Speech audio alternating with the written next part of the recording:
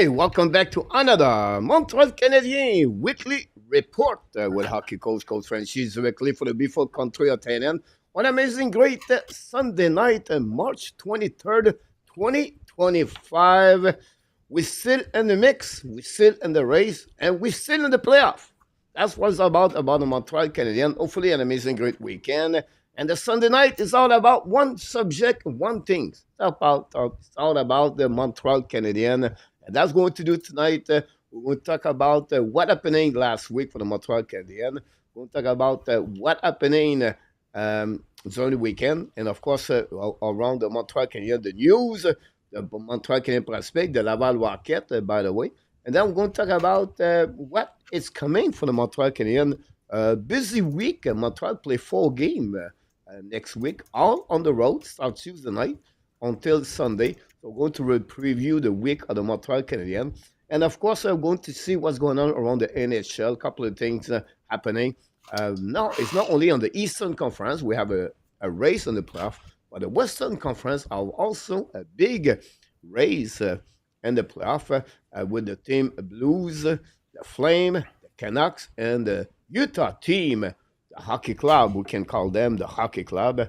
And that's we're going to talk about this on this show. We have a 7-game in action today on a Sunday in NHL. Some team are involved with the race I'm talking about. And we'll see what happening today. I'm going to give you all the update when RJ Calabo will be in the house with us. You're going to hear about all the fun outcome of the game, of course.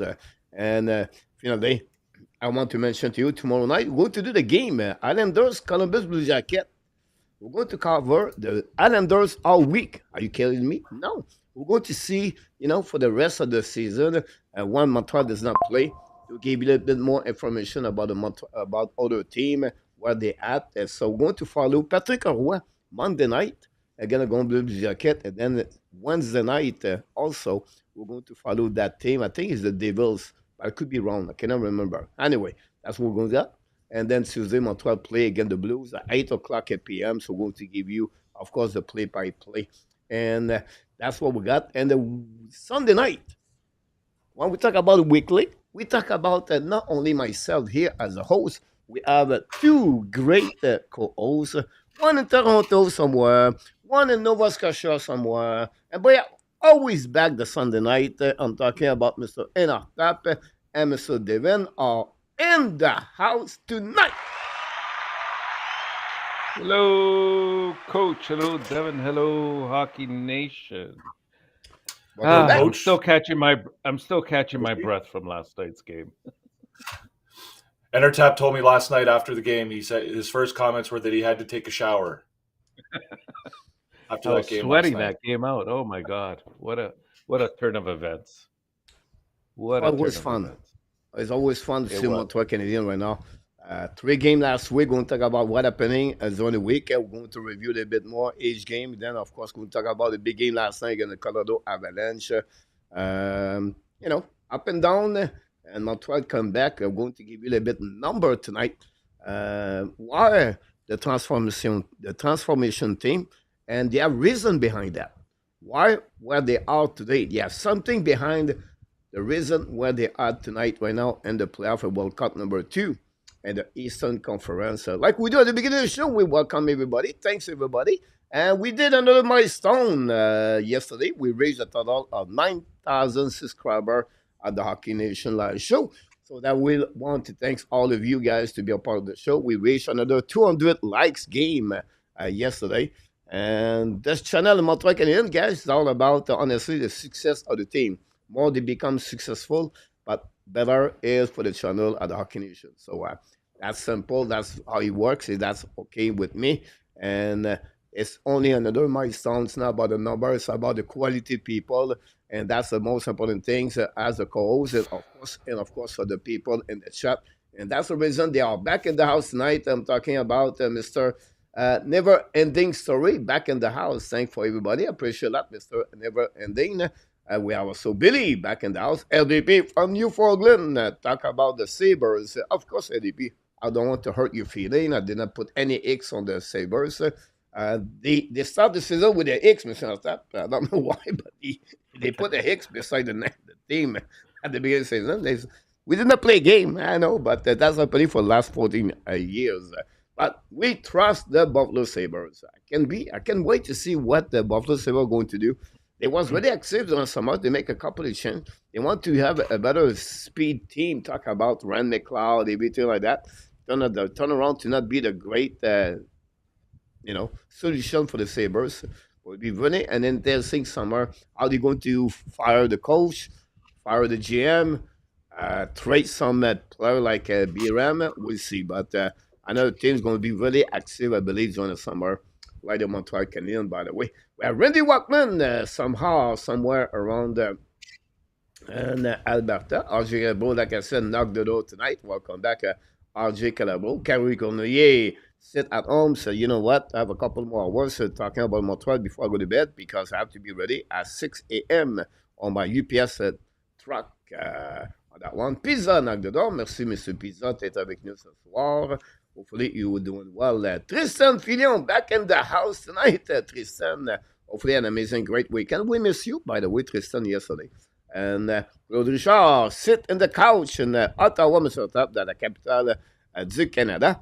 Talking about the Montreal Canadiens. Claude always been a great asset of the Hab Nation. PLW go with Jesperi Kokanemi tonight with a 4.5. Good luck, PLW. Wish the best for Mr. KK. We'll see what happening, honestly, for Mr. KK. Ron with Kings, moderator, knocked the door tonight. Welcome back, Ron. Thanks for being part of the show tonight. A couple of things. Blue Jacket getting Monahan and Gobranson back tomorrow. This is not dead yet, therefore, Pizza. About them. Cannot complain of the ad this week. They pick up a point every game. Add all an emission. Send them in. Welcome back, send them in. Sébastien number 2 knocked the door. Joseph Laham.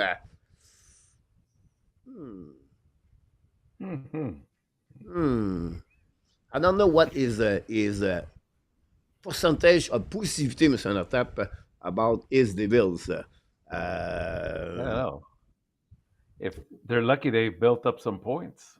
They are lucky they get a lot of points at the beginning of the year. Like sometimes you said, you know what, the game in October is also important like the end, right? You have to pick up point, and I think if they start the season with 500, they may be in the Joe party right now. They would be maybe in the mix of the Boston Bruins. Yeah. So we'll see happening. Joseph, we wish the best with Doug Hamilton. Then we have a controversy story between Kovacevic and Shelton Keefe during the weekend. By the way, I don't know if you hear that, but that's happening. For that one, thanks so much, Billy, for the 9,000 subscribers. Appreciate that. And Rabinaf back in the house. Welcome back, and Rabinaf. And RJ delivery all the update, the score. Tony the Mark knocked the door tonight. Hopefully you're doing well. Buffalo win, by the way, today. Congratulations for the Buffalo Sabres. Larry Lavalley sit somewhere, somehow in Arizona. Hopefully doing well. Mr. Larry Lavalley. Roy from Bangkok, also in the house. Hopefully doing well. Humid in Thailand right now and hot about that one, of course. Try to pick up anybody else. You don't have to tell me. Here we go, Joseph. Sometimes maybe Joseph one day he does a high pressure, the next day he said low pressure.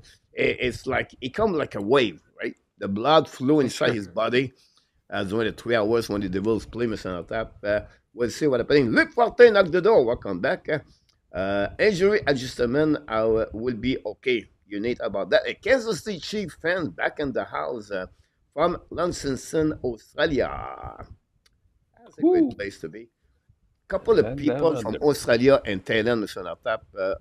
Not only a few, many of them. By the way, I played with one of them yesterday at the pool.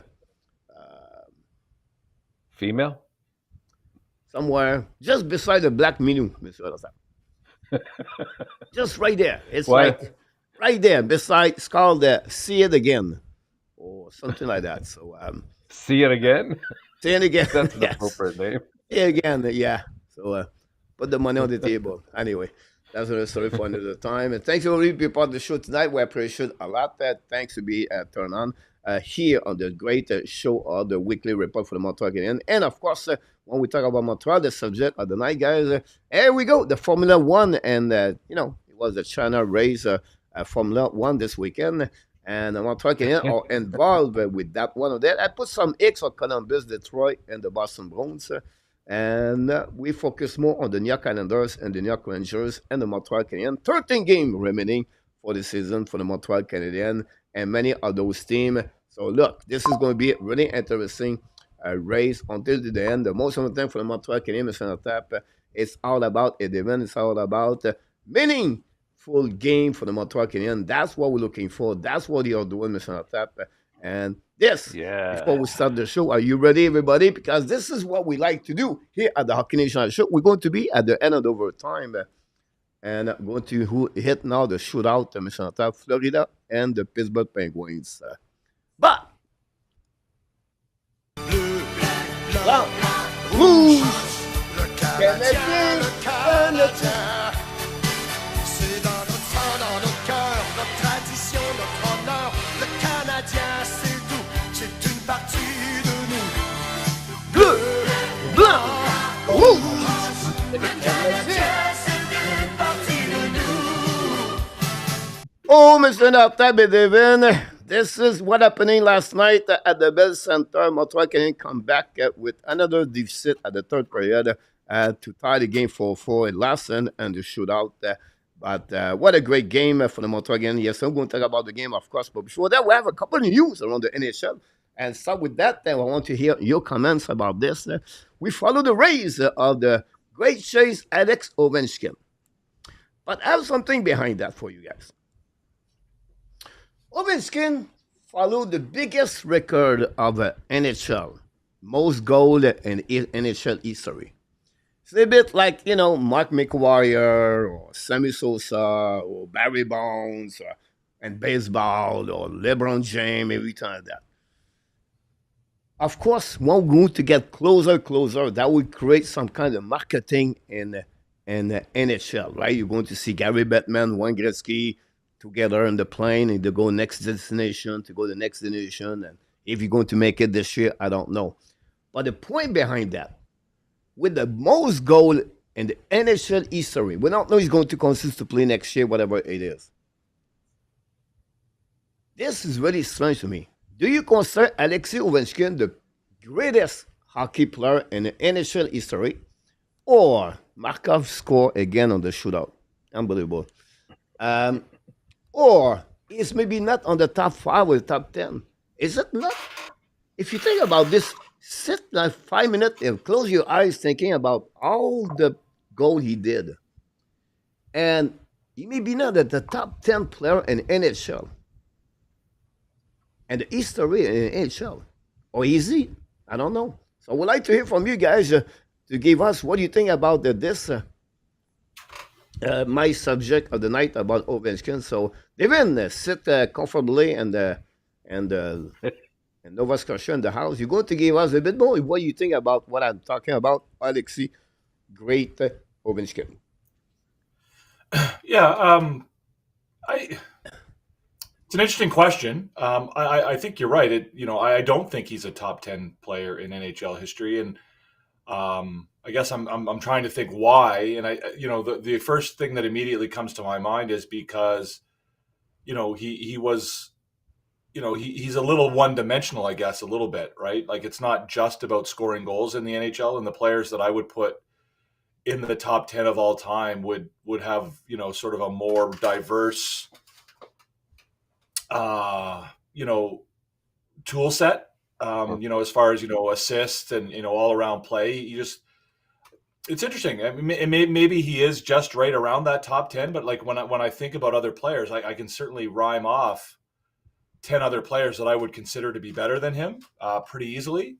But it's an interesting question. I mean, is it because he played in Washington? Is it because, obviously they won a Stanley Cup, but it's not like that he was part of a dynasty team like we would have for, Gretzky, Messier, Rocket Richard, all the Edmonton Oilers and all the New York Islanders and all the Montreal Canadiens. They sort of came from more of a dynastic, franchise. So I'm not sure what the answer is, to be honest with you. I mean, I guess my answer would be that it's because he's I don't want to say he's a one-trick pony, because that's not fair to him, because obviously, there's a lot more to what he's done than that. But, maybe if his game were a little bit more well-rounded, that we would consider him to be a top 10 player of all time. But otherwise, I think he falls behind, Gretzky and Gordie Howe and Bobby Orr and, a bunch of those other names. And after that? Yeah, I could definitely agree with that, Devin. I mean, he's definitely a fantastic player. To put him in the top 10 overall is probably not fair to some of the other players that might be ahead of him, right? Like, if anything, I would put him probably in the top 5, maybe even the top 3 in terms of goal scorers of all time. I mean, there's no question about it that he's got one of the most lethal shots. But his accomplishments are second to none, right? And even when you look at his stats, like, obviously his goals far exceed his assists. I think he's at around, well, the goals he's at 888, as we all know, and the assists are somewhere in the low 700s, I think. So, I mean, you look at the numbers, and it's obviously fantastic, but it sort of speaks more to his ability to score. And I think he's the example of a player that just got stronger as time went on.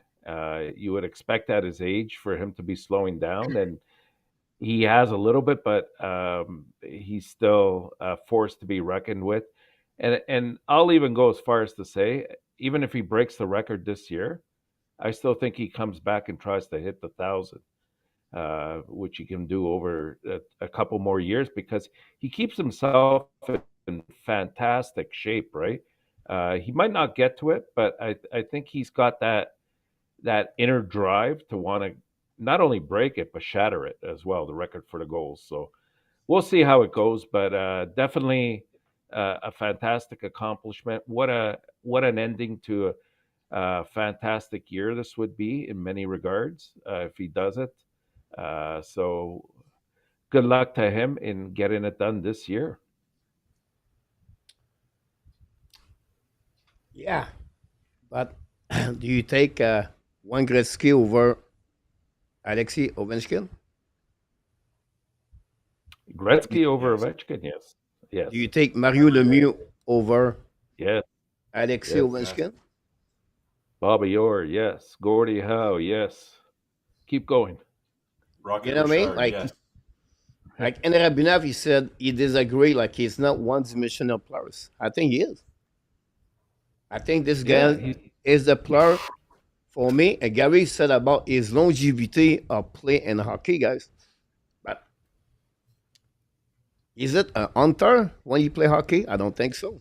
Is a guy sit on one dimension or one place, and he expect to use his best tool of his life, his slap shot, put a puck in the net.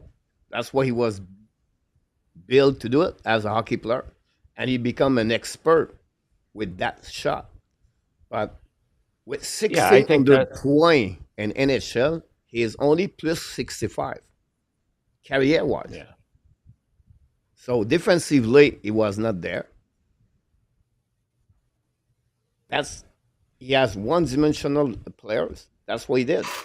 So when you think about this, it's like that's the reason he's not going to be on the top 5, the top 10 maybe, but barely there. I would take Sidney Crosby before Alexei Ovechkin. Absolutely.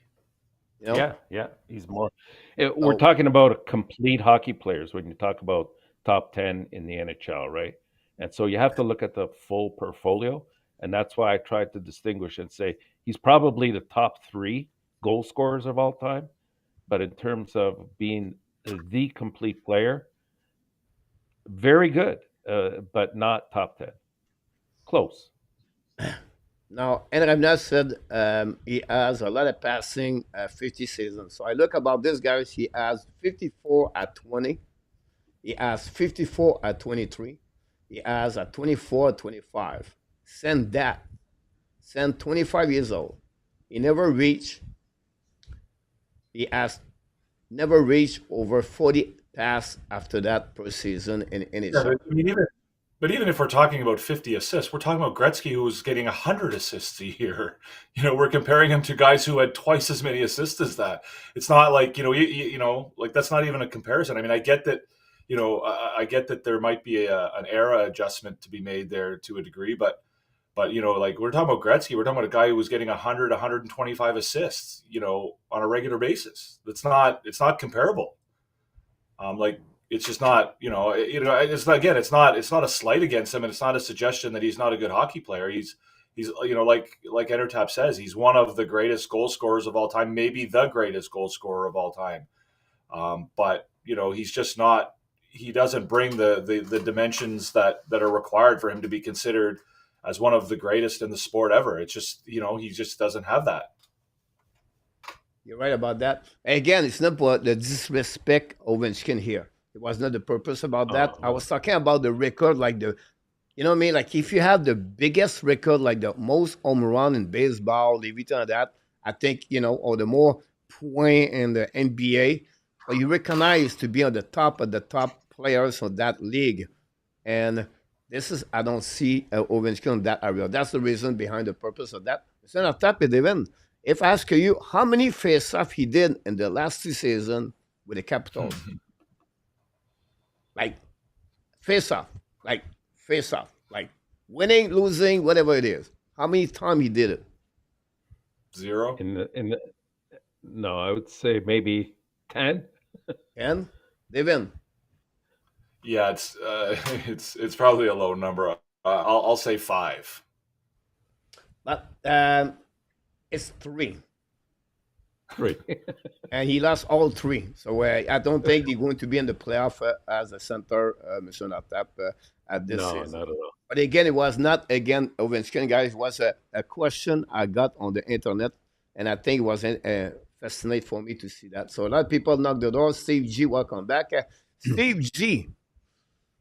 Mr. Natap, I think he cried yesterday. First time in the last couple of years. The Denver University got eliminated by the Western Michigan yesterday by a score of 4-3 in overtime after the Denver lead, I believe, 3-1 or 3-0 at some point. Now, Western Michigan guy is a good team, by the way. Now, here's what happening, guys. We have maybe another thing could happen. Max Stone got a puck in the face. Was good thing for Vegas. They are not the trade deadline is over, so will be interesting about that. So anyway, I just want to show you Nemdal is in the house. Don't forget, guys, to click on the likes. We appreciate a lot for everything you did that. And bad news for the Edmonton Oilers, Mr. Tat, Tristan and McDavid out for 1 week. What would be the impact for that situation for the Oilers, Mr. Tat? Well, first of all, it's going to have an impact on my fantasy team because I have McDavid, so it's gonna hurt not to have him going. But yeah, I mean it's difficult. But we saw yesterday, who stepped up? Ryan Nugent-Hopkins. Next man has to step up and do their job. And I thought what we saw yesterday in their win was more balance in their attack. I thought that there was more of a team effort. There wasn't that usual reliance. Draisaitl and McDavid will get our points when we need them. They really did a solid job of sticking together and defeating Seattle, who you could say is not the strongest of teams this year, but still 2 points is 2 points, and they were able to do it. I think they'll be fine in the long run until they come back. It's a blow to them, but at least it's not of a serious nature.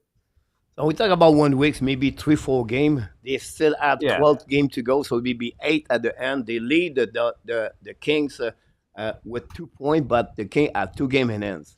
The reason behind that is because now we know for the last 3 years, Edmonton Kings meet each other. It looks like it's going to be that direction again. And I think with that, also with the Golden Knight, with those injuries, going to make the Golden Knight finish first in the Pacific Division.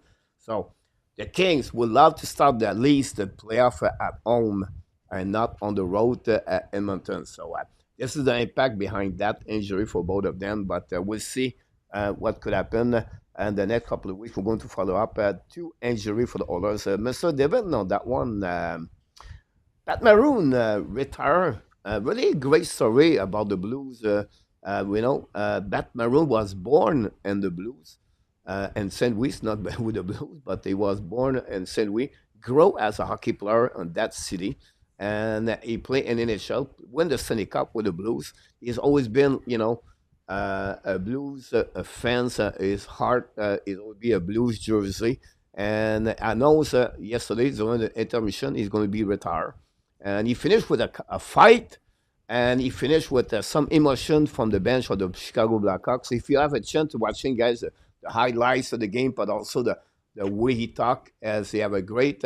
His mom and dad traveled to go there.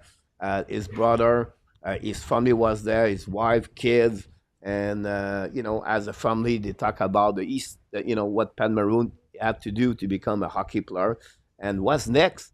And he looked like he's going to take the spot that Paul Bissonnette, maybe not Paul Bissonnette, but at the TND, he's going to be considered to become an analyst in hockey.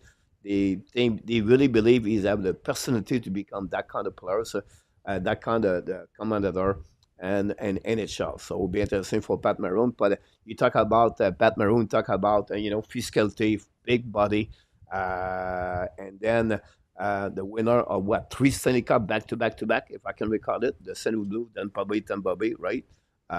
Played big game, and he was an element. We talk about the bottom six players, make his friends to play a specific role for the team. That's what he did in the NHL. And congratulations for Pat Maroon. But you have one thing you want to, Devin, to memory about Pat Maroon, what it would be for you about that player. Yeah, I mean, there's an example of a guy who made the most out of his talent, right? Not. I don't think any of us would argue that he was the most talented player of all time, but he maximized what he had, and he used his big body and he used his size to turn it into a pretty solid hockey career. And if you're going to ask me what will I remember about Pat Maroon, I mean, in 10 years from now, I think if Pat Maroon's name come up, it's exactly what you just said, that we'll remember the fact that he won the back-to-back Stanley Cups, right? There's not a lot of players who did that. And again, he's not the kind of guy that you would expect that from, just because of, what he brings. So, the fact that he was able to accomplish that and, appears to be a really good teammate and a guy that, brings a certain element to the dressing room and to, leadership and all of that kind of stuff.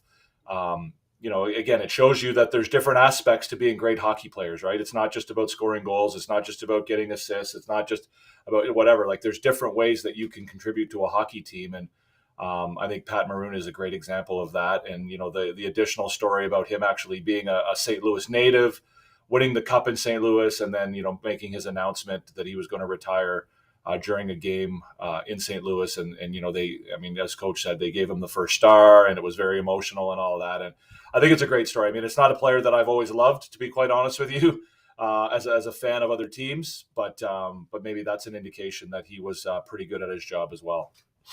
Well said, David. You cannot describe better as you did for Maroon.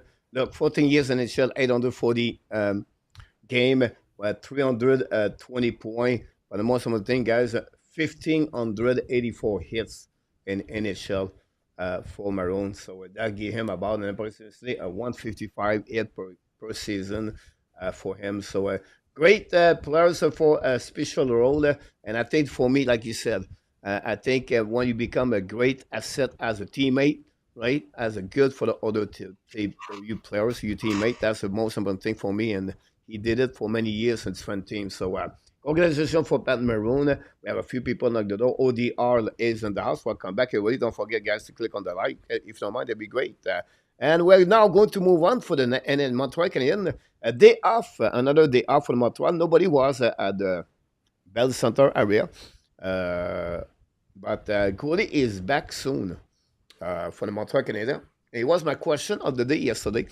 And I would like to share for you this. But I would like to hear from you.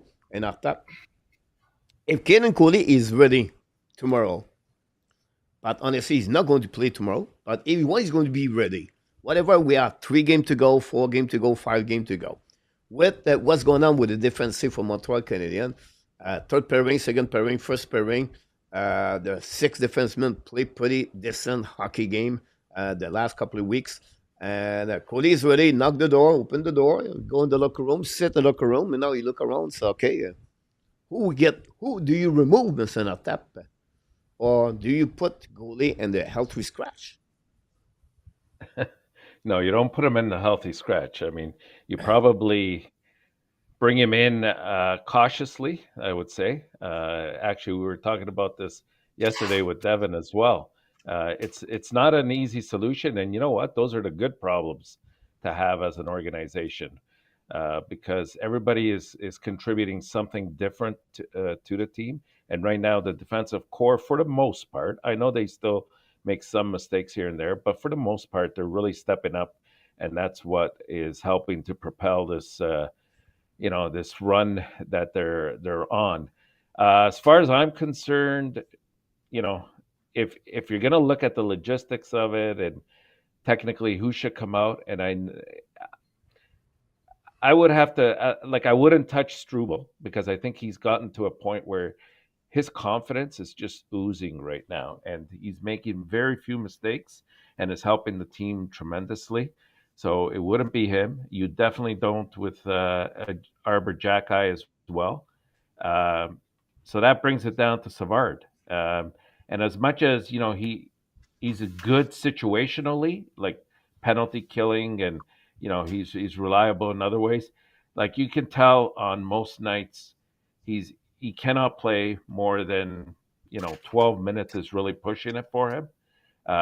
His speed is not there. So a team that's pushing towards the end of a game, he becomes a little bit more of a liability than he does an asset. So if we had to make a direct one-on-one, I would say Savard is the one that sits out. But here's an idea. I wouldn't mind seeing a rotation. Like Goulie's not going to play more than, I'd say, about 4 or 5 games anyways, right? So why not give a different defenseman a bit of a rest every night so that if they do make the playoffs, at least they're a little bit more rested. They give themselves an opportunity to sort of look after their aches and pains, and you're not going to lose out no matter who you put out there in terms of pairings. Devin.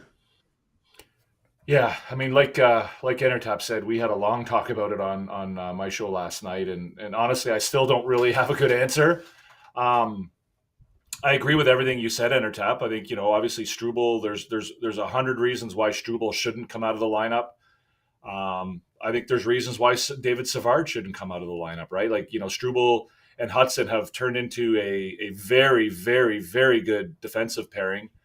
Over the last 3 weeks or so, and breaking that pairing up would wouldn't seem to make a lot of sense. David Savard, as you said, plays limited minutes and he plays situationally, but the situations that he does play in are very important ones, right? Like last couple minutes of a close game, he's out there, killing penalties, he's out there. Like so, those are important. The other thing that you didn't bring up, which again, it's just an oversight, probably, is the fact that he's a right-handed defenseman.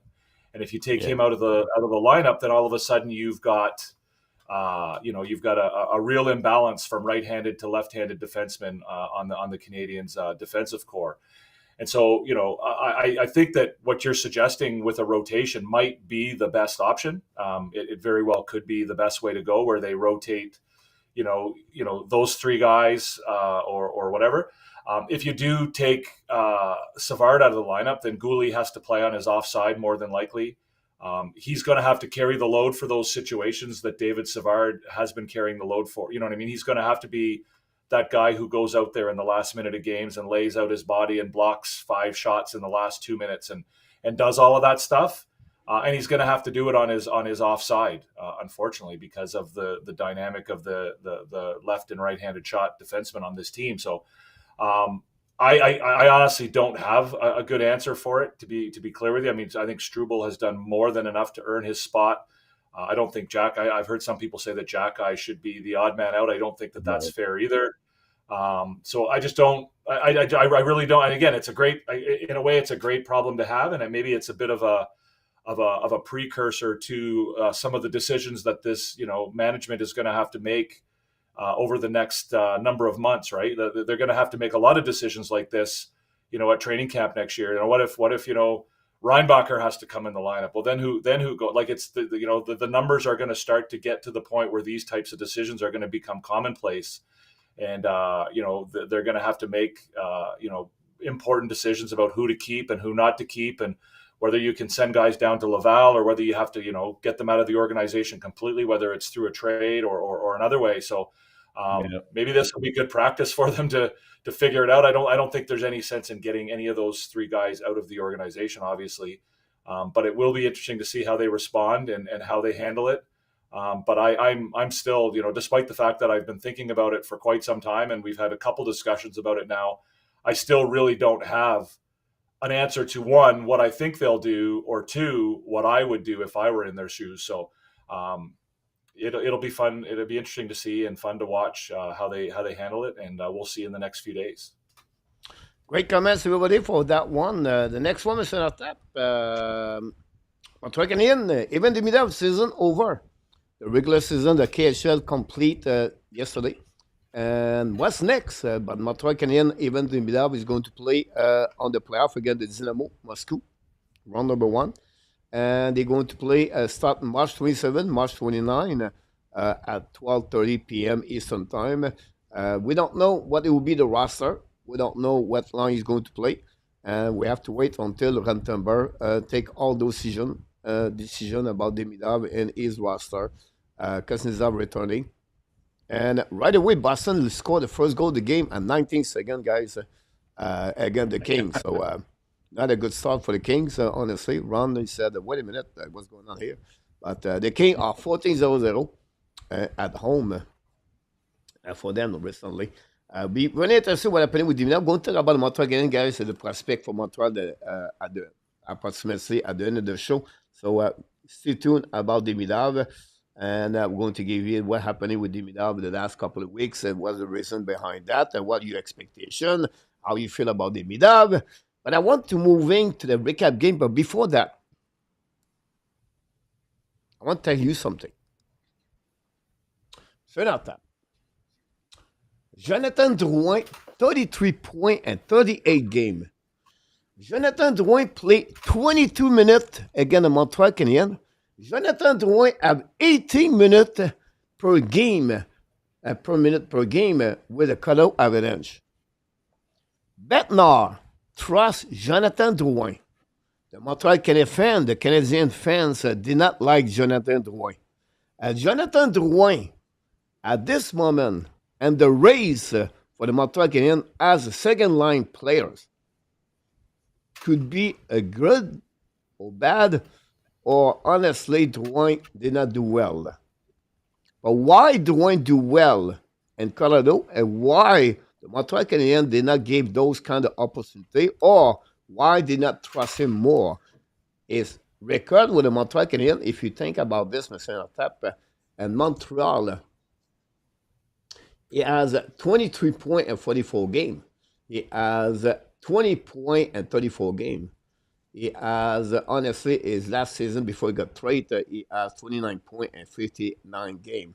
Very interesting to see that, how sometimes change the scenery or play with specific players, make maybe a better career. And that's happening with Jonathan Drouin. And the utilization of the Drouin with the color of Avalanche is pretty impressive if you watch the game Saturday night, Mr. Nota. There's so many things to unravel here.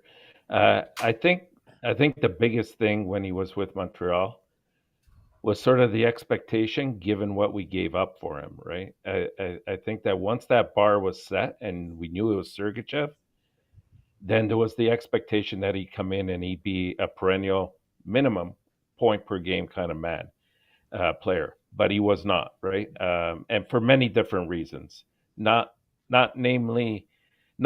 necessarily about his talent, because I think he's an extremely talented player, but it was about his durability. Can he play a full season? And I don't think in Montreal he played the full season. I could be wrong, but most of the times he wasn't there from that capacity. When he was there, I mean, he did produce from time to time, and that was good to see. And we're seeing the same pattern emerging or continuing in Colorado. But here's the biggest difference between Colorado and Montreal, and that's here he was expected to be a first line center or a player that could produce. In Colorado, he's an auxiliary, right? He's a secondary scoring player. They have much more depth than Montreal did at the time that he was here. And so that takes a lot of pressure off of the individual to have to produce at the same level that the expectations were set here in Montreal. And, when you look at it from that perspective, it helps explain why he's having more success in Colorado than he did in Montreal. Can I comment on that too, Coach? Go ahead. Yeah, I know a lot about Jonathan Drouin, right? He played his junior hockey here in Halifax. I had season tickets back then. Most of you won't know that he actually didn't report to Montreal or didn't report to Halifax initially. He played. He decided he was going to play another season of midget rather than come to Halifax because he had some issues. Obviously, we've now know that he had some mental health issues, and he had some anxiety about coming and playing junior hockey when he was only 15 years old, and he struggled with that. When he finally did come at Christmas time that year, he was a very special hockey player. Right, he's probably scored what I consider to be the best goal that I've ever seen. He actually didn't score it. He actually got an assist on it. But if you ever go on YouTube, Google The Shift Jonathan Drouin, probably the prettiest, hardest working goalie you've ever seen anybody ever score. So I'm a big fan of Jonathan Drouin, and I have been for all along. And Jonathan Drouin is a guy who he's a perfect example of why old school traditional coaching styles don't work for everybody anymore. And that's, you can agree with me or you can disagree with me, whatever. But a guy like Jonathan Drouin is not going to succeed in an old school coaching scenario. It's just not. It's not going to work for him. And you can say, well, that's too bad. That's tough or whatever. That's fine. But if you're looking for him to be a contributor on your team, and you are able to put him in a situation where he's capable of succeeding, he can contribute to their team. And that's what he's showing you in Colorado. He's not, you can't hammer a square peg into a round hole, and it's not going to work with Drouin. He's not going to give you anything, and you're going to dismiss him as not being good enough, or he's this, or he's soft, or he's whatever. But if you put him in a scenario where he's, in a position where you give him the opportunity to succeed, he will do that. Right, he will do that, and in Colorado, he is, he's with Nathan MacKinnon. Right, they both played on the Halifax Mooseheads together. They were very good friends. They have a relationship, and it was MacKinnon who greased that wheel significantly to have him come over to Colorado. They basically, they don't live together, but they basically spend all of their time together. MacKinnon and his work ethic and work habits have worn off on Drouin a little bit, and he's in a place where he's happy. He's excited to play hockey. He loves going to the rink again, and that's why we're seeing a guy who was coached at, I can't remember the exact numbers, but I think he said like 32 points in 38 games. He's in a really good spot right now. So that to me is that's the story of Jonathan Drouin, right? And it was the same thing in Halifax. He when he wasn't happy, he didn't play well, and when he was happy, he did play well. And again, you can say, well, that's tough, and you need to be tough and you need to be able to handle it. But again, it's all about whether you want these guys to make your team better. And if you want Jonathan Drouin to make your team better, you have an opportunity to do that by coaching him, by putting him in a certain environment and allowing him to. Because honestly, skill wise, we haven't even seen the half of what that kid is capable of. Like he was honestly at Halifax. He was every bit as skilled as Nathan MacKinnon when he played in Halifax, and that's not an exaggeration.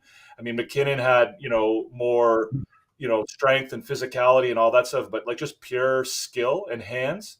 Like the story of Jonathan Drouin is that he was scared to skate when he was a little kid, so he used to go to the outdoor rink and play in his boots, and he used to be able to deke around everybody in his boots, and that's how his stick handling and his hands got to be so good, right? And so.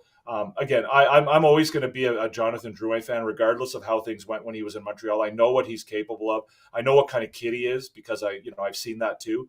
And again, I just, I'm happy to see that he's doing well in Colorado and that he's finally in a place where he's able to succeed and he enjoys playing hockey again.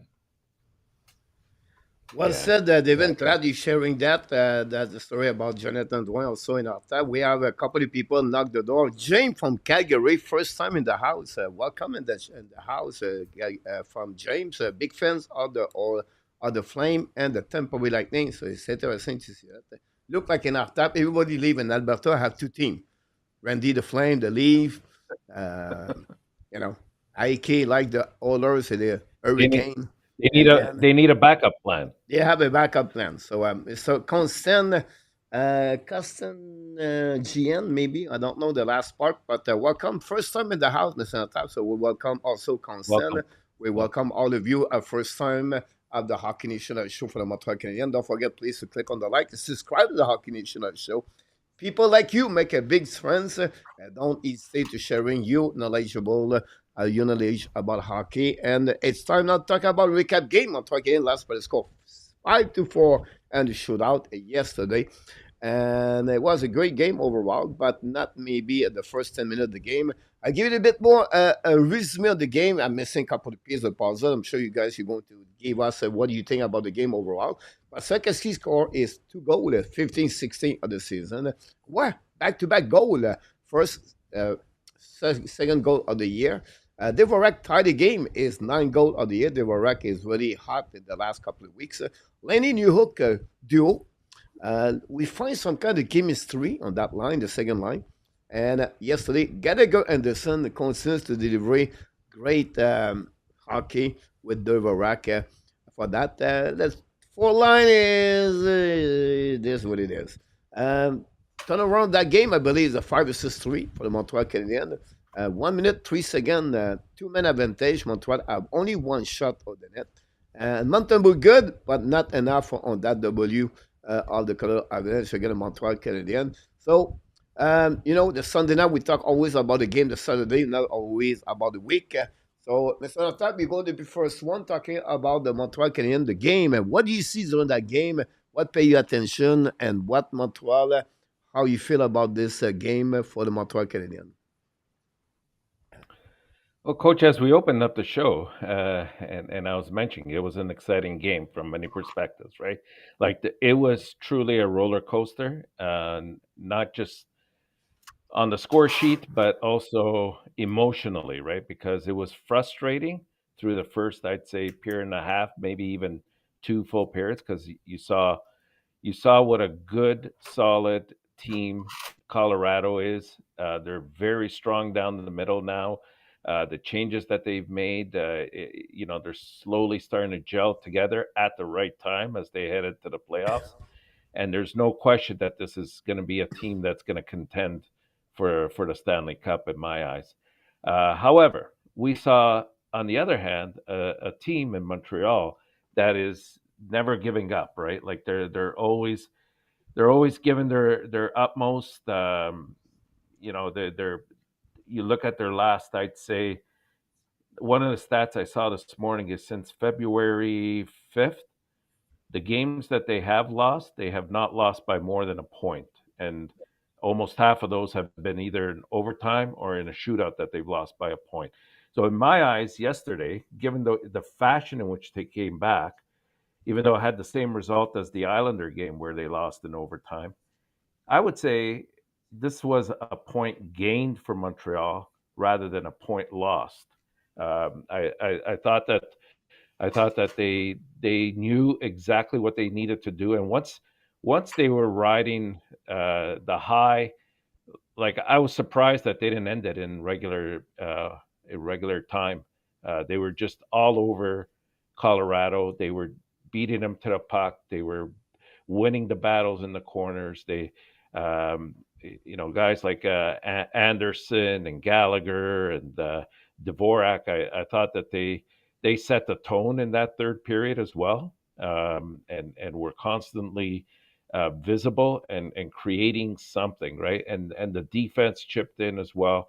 So I thought it was a fantastic opportunity for them to try to steal the 2 points. But to me, the most important thing is they're learning under different sets of circumstances. Every game, they're confronted with a different type of obstacle that comes up in any regular NHL game, and they're learning, maybe not necessarily winning, but in this case, but they're learning how to play as a team, and they're building confidence, and it all drives back to that culture that they've tried to establish and have created in my eyes. They fight for each other, and you know, the only thing I'm going to say about Monty is uh, it's tough. It's tough to see that, like, it's not that he's played bad. He has not played bad. If you know, you were bringing it up yesterday, Coach, and while you were doing the live podcasting, his stats are very good.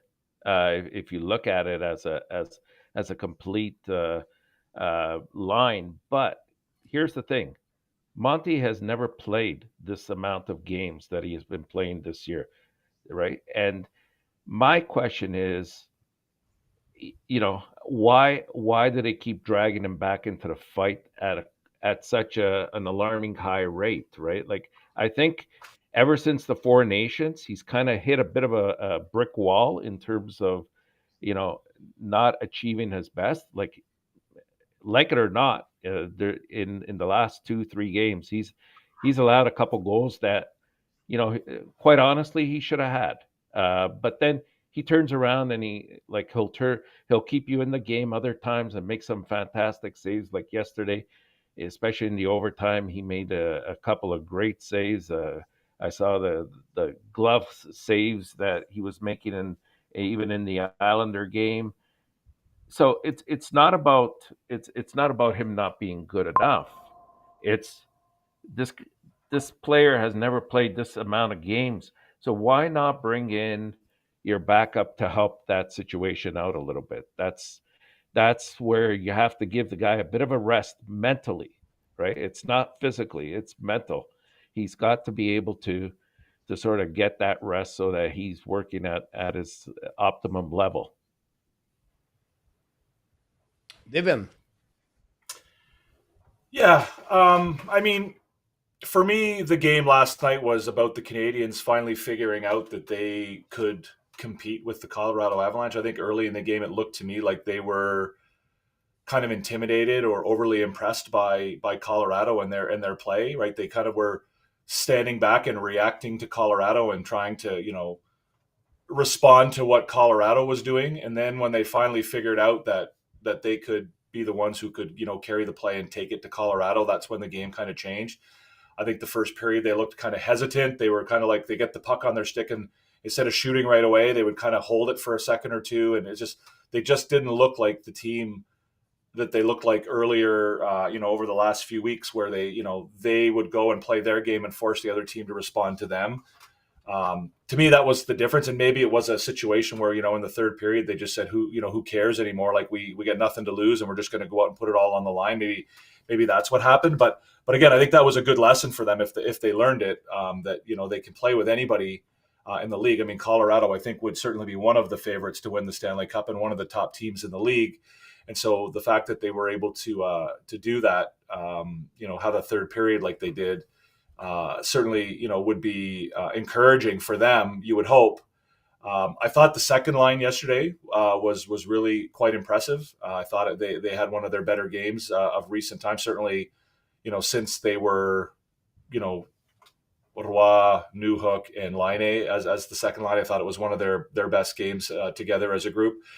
Some people are disappointed with the first line and the fact that they're not, you know, putting up the numbers over the last couple games. But again, I remind you that for the second time, Nick Suzuki shut down Nathan MacKinnon, right? The leading scorer in the league, reigning MVP, and he's basically done nothing against Montreal this year. And you can put a lot of that on the shoulders of Nick Suzuki. So, you know, yeah, it's great that Nick Suzuki puts up points, but sometimes you have to also recognize that his contributions, you know, they come to the team in another way, and, you know, he kind of clears the way for other guys to perhaps, you know, take on a little bit of that offensive role. and while he's taking care of the the defensive his whole line, right? So I think the first line did their job certainly on the defensive side this game and last game. And I think the second line, again, I don't think that they're at the level where, you would want a second line to be necessarily quite yet, but I think they're certainly improving and playing a little bit better.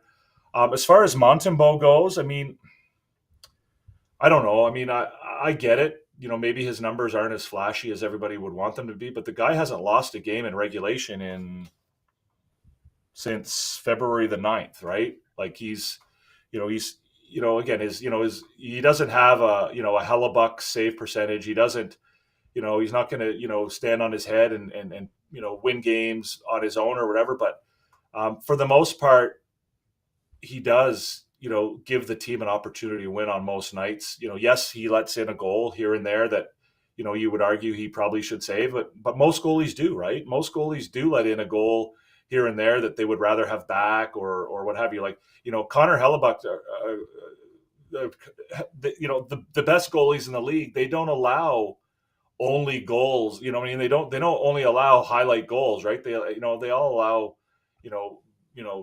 goals that they would rather have back. So do I think that maybe they've gone a little bit too much in not playing Dobesh and giving Montembeault a rest now and then? Yeah, I do. I think that's right. And I think that's maybe an indication of a young coach who is really, really I think he trusts Montembeault, and he's, it's almost like, he's anxious to put Dobesh in the net because it kind of, it's out of his comfort zone a little. It's the same reason why he plays Mike Matheson 27, 28, 29 minutes a game, is because he feels comfortable with Mike Matheson, and, he can tap him on the shoulder and say, you go out there. And for the most part, he's pretty confident that Matheson's not going to, screw things up. Same with David Savard, even though, he obviously can't go out there as much. He doesn't have, as much left to do that. But, younger coaches, and all coaches, I guess, have their favorites. And it's not a favoritism thing. It's more of a who makes them feel good, who makes them feel comfortable out there. And I think that's kind of where Martin St. Louis is with Montembeault a little bit right now. But I think you're right, Entertap. I think, they do need to spell him a little bit. And sometimes the goals that he does let in that we all sort of say, oh, maybe he should have stopped that one. I think we can tie that a little bit back to the fact that he's playing, at a higher rate or a higher volume than he ever has in his career. So I think all of those things are good points. But again, I don't know that there's any reason to panic or to get worked up about Montembeault and concern. Is he an elite goalie in the NHL? Is he a top 10 guy? Is he a guy? Is he a Carey Price? Is he a guy?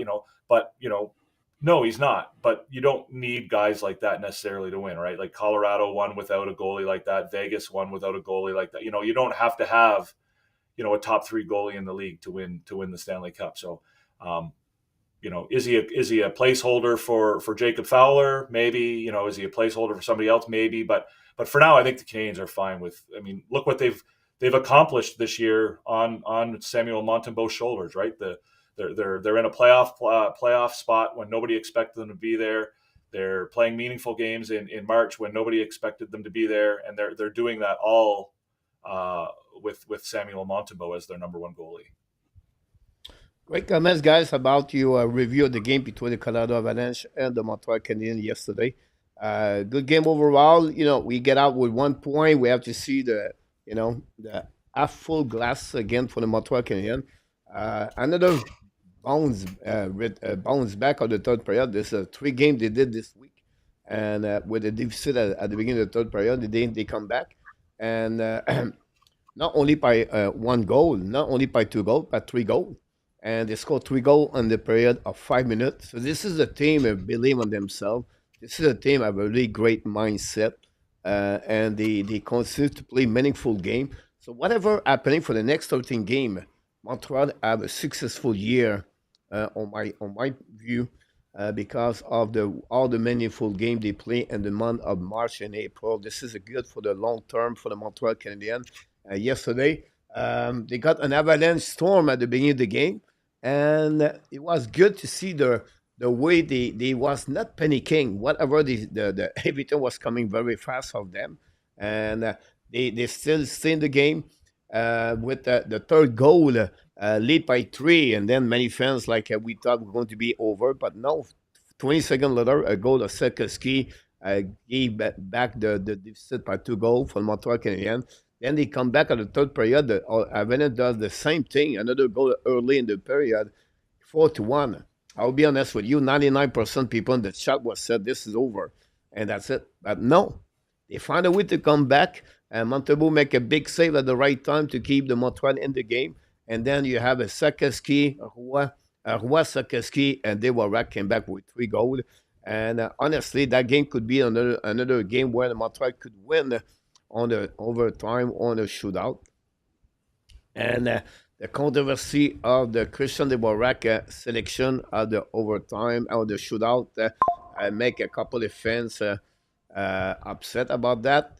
But at the end of the day, for me, I like the way they play as a group together, and we have to give credit. I think one point, Devin, I think you are the one talk about McKinnon and McCall had no point yesterday, and I think a great And performance of Nick Ski, but I think we forget one player here. It's a performance of Alex Carrier and Mike Matheson.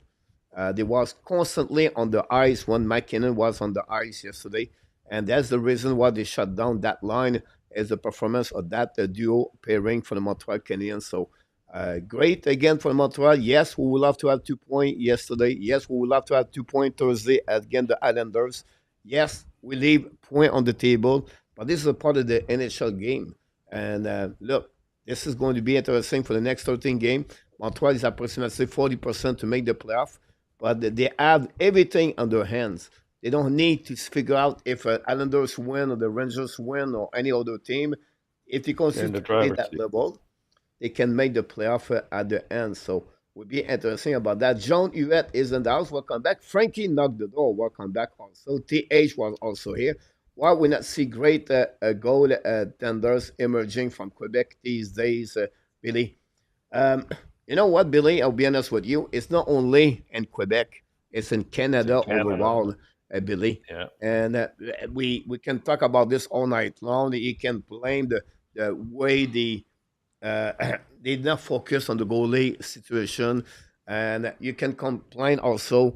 Many team and at that level, junior or triple A, they don't have a, a goalie coach make money as a coach.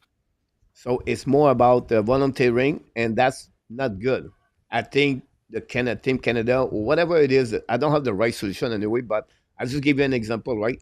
And USA, they pay those people, they pay the coach, goalie coach, and that make a big impact on that one for sure. But again, uh, It's also it's also one of the most expensive positions when they start off that parents aren't willing necessarily to put the money in, right? It's easier to be a forward or a defenseman and not spend the kind of money that it requires for the equipment of goaltenders. And so we're seeing possible people that can be developed into strong goalies, athletes, going in a different direction. So, I mean, there are some programs that have emerged over the last 5 years where they're trying to subsidize the cost for parents as they're going through the system, and I suspect that that will help and attract a little bit more from young kids to want to go and take on that position as well. So, and then the other thing you hit it bang on, coach. It's the lack of instruction as well at that level, right? It's been neglected for way too long, and until that changes, you're not going to see much of a difference in what is being produced in Canada in general in terms of Yeah, goaltending. and agree.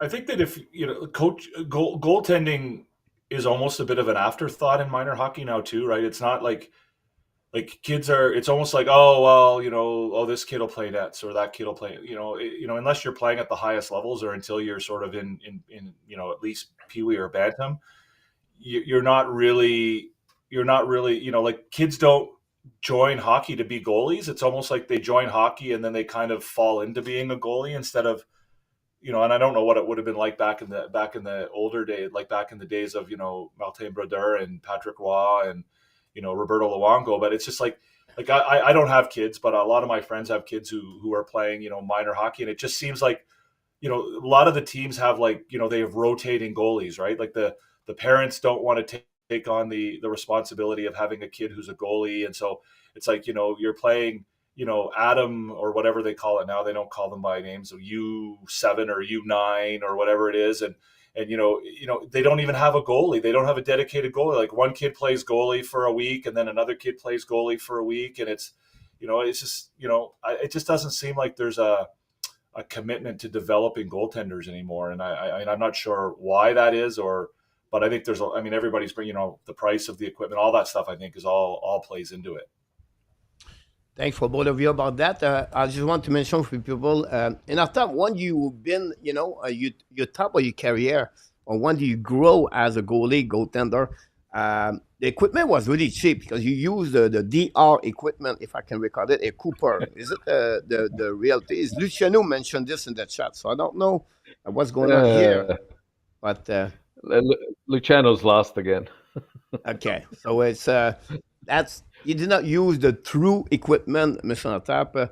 Honestly, you've really been with the DR. Yeah, you got it, Coach.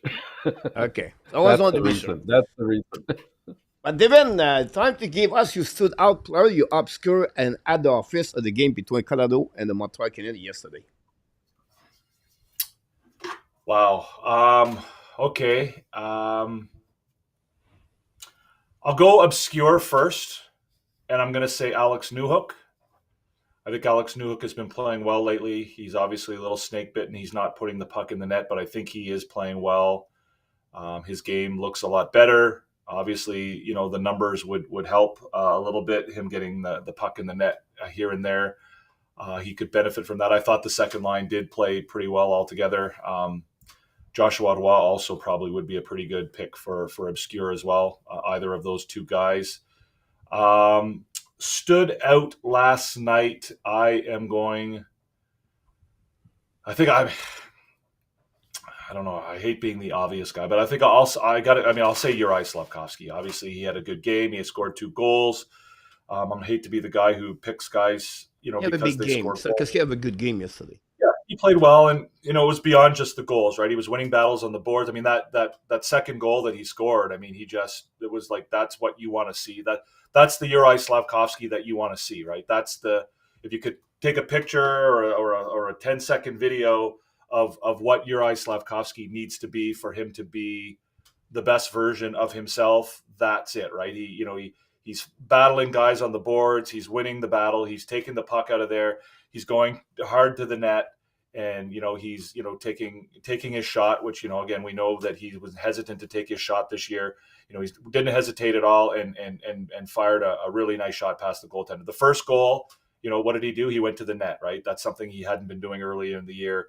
Go to the net. You're big and physical. Yeah, you have a ton of skills, but you're a big guy and you need to go to the net. It might not be the prettiest way to score goals sometimes, but if you're in front of the net doing that, you're gonna contribute. You're gonna help the team. So I think he had a good game. I think he's had a number of good games now since the Four Nations break. I think he's been pretty good, and I think he's starting to get it a little bit.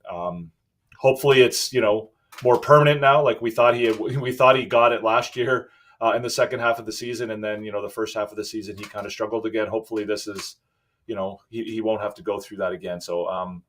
I will give him my stood out at the office for last night's game. Who am I going to send to the office? Wow. I always have a hard time sending anybody to the office, especially in a game like that last night. I will send.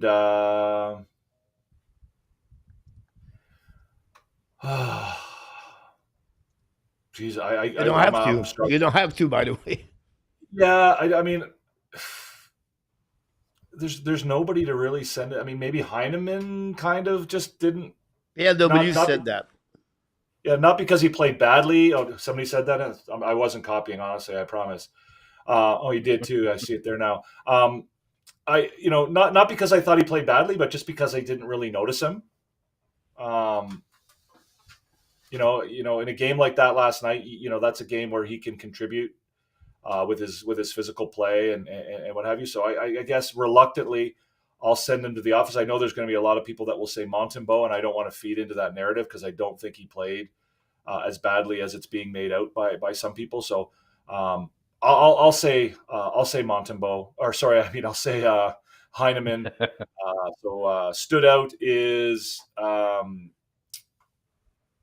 Slavkovsky, obscure is Newhook, and at the office is Emil Heineman. There we go, Monsieur Nartap. I feel disadvantaged here, Coach. You and Luciano are having this conversation, and I don't know what you're talking about, but It's all good, Monsieur Nartap. I'm not going to read it until after the show. Yeah, you know what? Stood out. I would definitely agree with you, Devin. I thought Slavkovsky had one of his better games. Surprisingly, if you look at his hits, do you know how many hits he had yesterday? Yeah, not many. He had 0, which is uncharacteristic of him. He's been pretty much one of the leaders, if not the leader, for Montreal this year. But I thought that's because he was more of a force offensively in this game. He was also back checking very well. A couple of the passes he made were fantastic. I didn't see him turn the puck over very much at all. He created a couple of takeaways off of Colorado. He was present. He was present every time he was there, and they have to continue. I would agree with you 100%. They have to continue putting Slavkovsky in front of the net. Like, somebody with his size can easily move defenders out of the way. He can obscure the vision of the goaltender enough so that they don't see a shot coming from either circle or from the blue line. And as we saw in his first goal, what a great deflection. And they've been working on that in practice over the last little while. The worst place you can put him, especially on the power play, is on that wing, on that circle, because right now he doesn't have the same kind of confidence as two other guys, namely Laine and Caulfield, to be shooting it from there. So put him in front. Let him get some greasy goals. That's where your confidence gets built, and then he builds on that moving forward to next year. So stood out, I'll give it to Slavkovsky. Obscure, I mean, I hate to put him in this category because he's been doing such a great job over the last 3 or 4 games, but I'm going to go with Dvorak. Again, a key goal that he scored that really shook the entire Bell Center. Everybody was out of their seats after that. He was, again, something like 55 or 56% from the faceoff circle. Yet again, we see him coming out to take that critical overtime faceoff at that key moment in the overtime, just to get the possession right off the bat. He also had, I think, 2 hits himself, which is not part of his DNA usually. Blocked, I think, 2 shots as well. So I thought overall he had a great game again, and you can tell that the players really enjoy being around him, which is fantastic. I thought that. They really circled the wagon around him, and he's been leading them, and when he scored that goal, I think it was the first time this year I've seen him smile after he scored that goal. He's usually very mono in terms of his facial expressions, so that was good. And for the office, I will send. I'm going to send a whole fourth line there, right? I think Armia, and you hinted at it with Heineman, and to a lesser degree, Evans, they haven't really been clicking at the level that they were earlier, especially prior to when Heineman got hurt and was out of the lineup. Like, just prior to that, this line was really clicking. Armia was making things happen. Evans was scoring at a unprecedented level. His shooting percentage was fantastic. And again, it's not that they've done anything wrong, but you can tell if their scoring isn't there, then somebody else has to be picking up the slack a little bit, right? And it's good that in the last couple of games we've seen the second line really step up a little bit more and contribute. So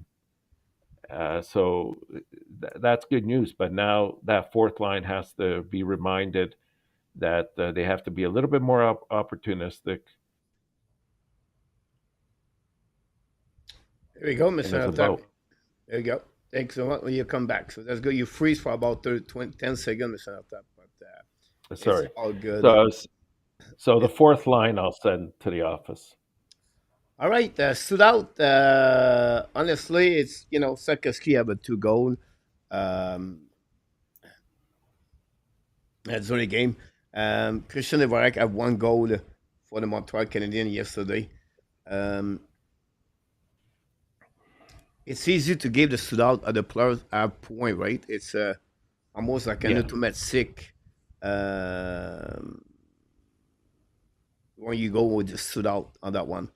I'm going to get the stood out at Alex Carrier and Mike Matheson yesterday. The shutdown McKinnon and shutdown Kel McCarr, on my opinion. The obscure Strobel. I think Strobel is just getting better and better and better and better. It's simple game, but it's so good. Like, it's so good what he's doing right now. And, obscure for me that. At the office, yes, I think the phone line have to stop by the office and maybe to make some kind of video, all three together, and figure out what you need to work a little bit better on different ways. Of course, Armia play with some kind of injury right now, but they have 0 point. They don't do well overall, and I think they need a bit just a reset. I think that would be good for them. Nothing wrong with that. Again, them overall. So good comments in the chat, guys. Thank you everybody to be a part of the show. We crossed the 50 live. We try to get a 60 now. I want to talk about my next subject, guys. We have a lot of subject. We are set after 30 minutes. Transformation team. So what is all about, Coach? But I want to hear from you guys, and I'm going to give you some data. I like to go by number, and I think it'll be fun to discuss all of you together. Montreal Canadiens, 3 times this week, they come back on the third period. Very interesting to see that they come back with a deficit, and they did that. Montreal Canadiens, until to the December 31st, the record was 0-13 and 0 missed on tap. That game, if you remember, it was the Golden Knight. They come back to win this game. It was the first comeback of the season for the Montreal Canadiens, the December 31st, again, the Vegas Golden Knight. Since that night, Montreal Canadiens guys have a record 6-8-3. That's pretty good if you think about that for the Montreal Canadiens during that third period. Fred Panthers make this a really good asset for the last couple of years, Mr. Tap. They always come back at the third period and they get those points. So Montreal Canadiens, honestly, they get 15-point understanding with the deficit after they come back during the third period. That's pretty amazing, in my opinion, and that's what the success they are for the Montreal. So transformation team for the Montreal during the turn back, comes back, and I want to go a little bit more deeper now. Alex Carrier trade. This may be the move of the year in NHL. Not only in Montreal. You have a many trade in NHL. But that trade, guys, changed completely the Montreal Canadiens, become a solid pairing with Mike Matheson. Now, since that trade, the Montreal Canadiens, guys, have a record of 21-11-6. Stan Carrier is NHL. This is the winning percentage of 632.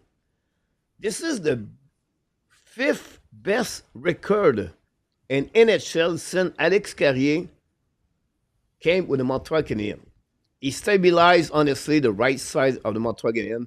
He has stabilized the defensive zone coverage.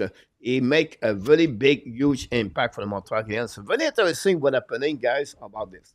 Now, I want to ask you this question. I want to know, who is this defenseman?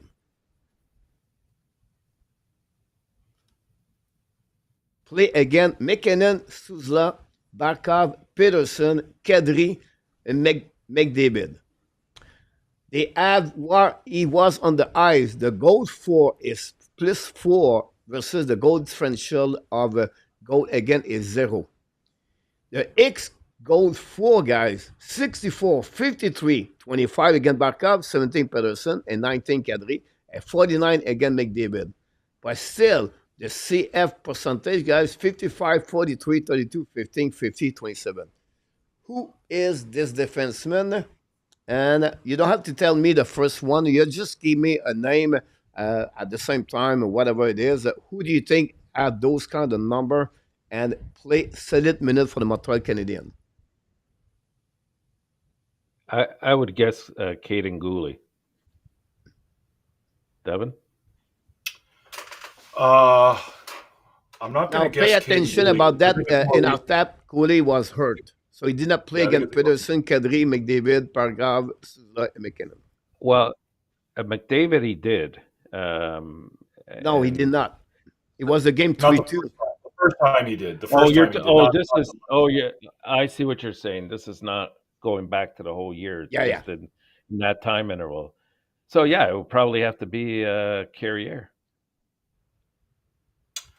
I'm going to say it's Mike Matheson.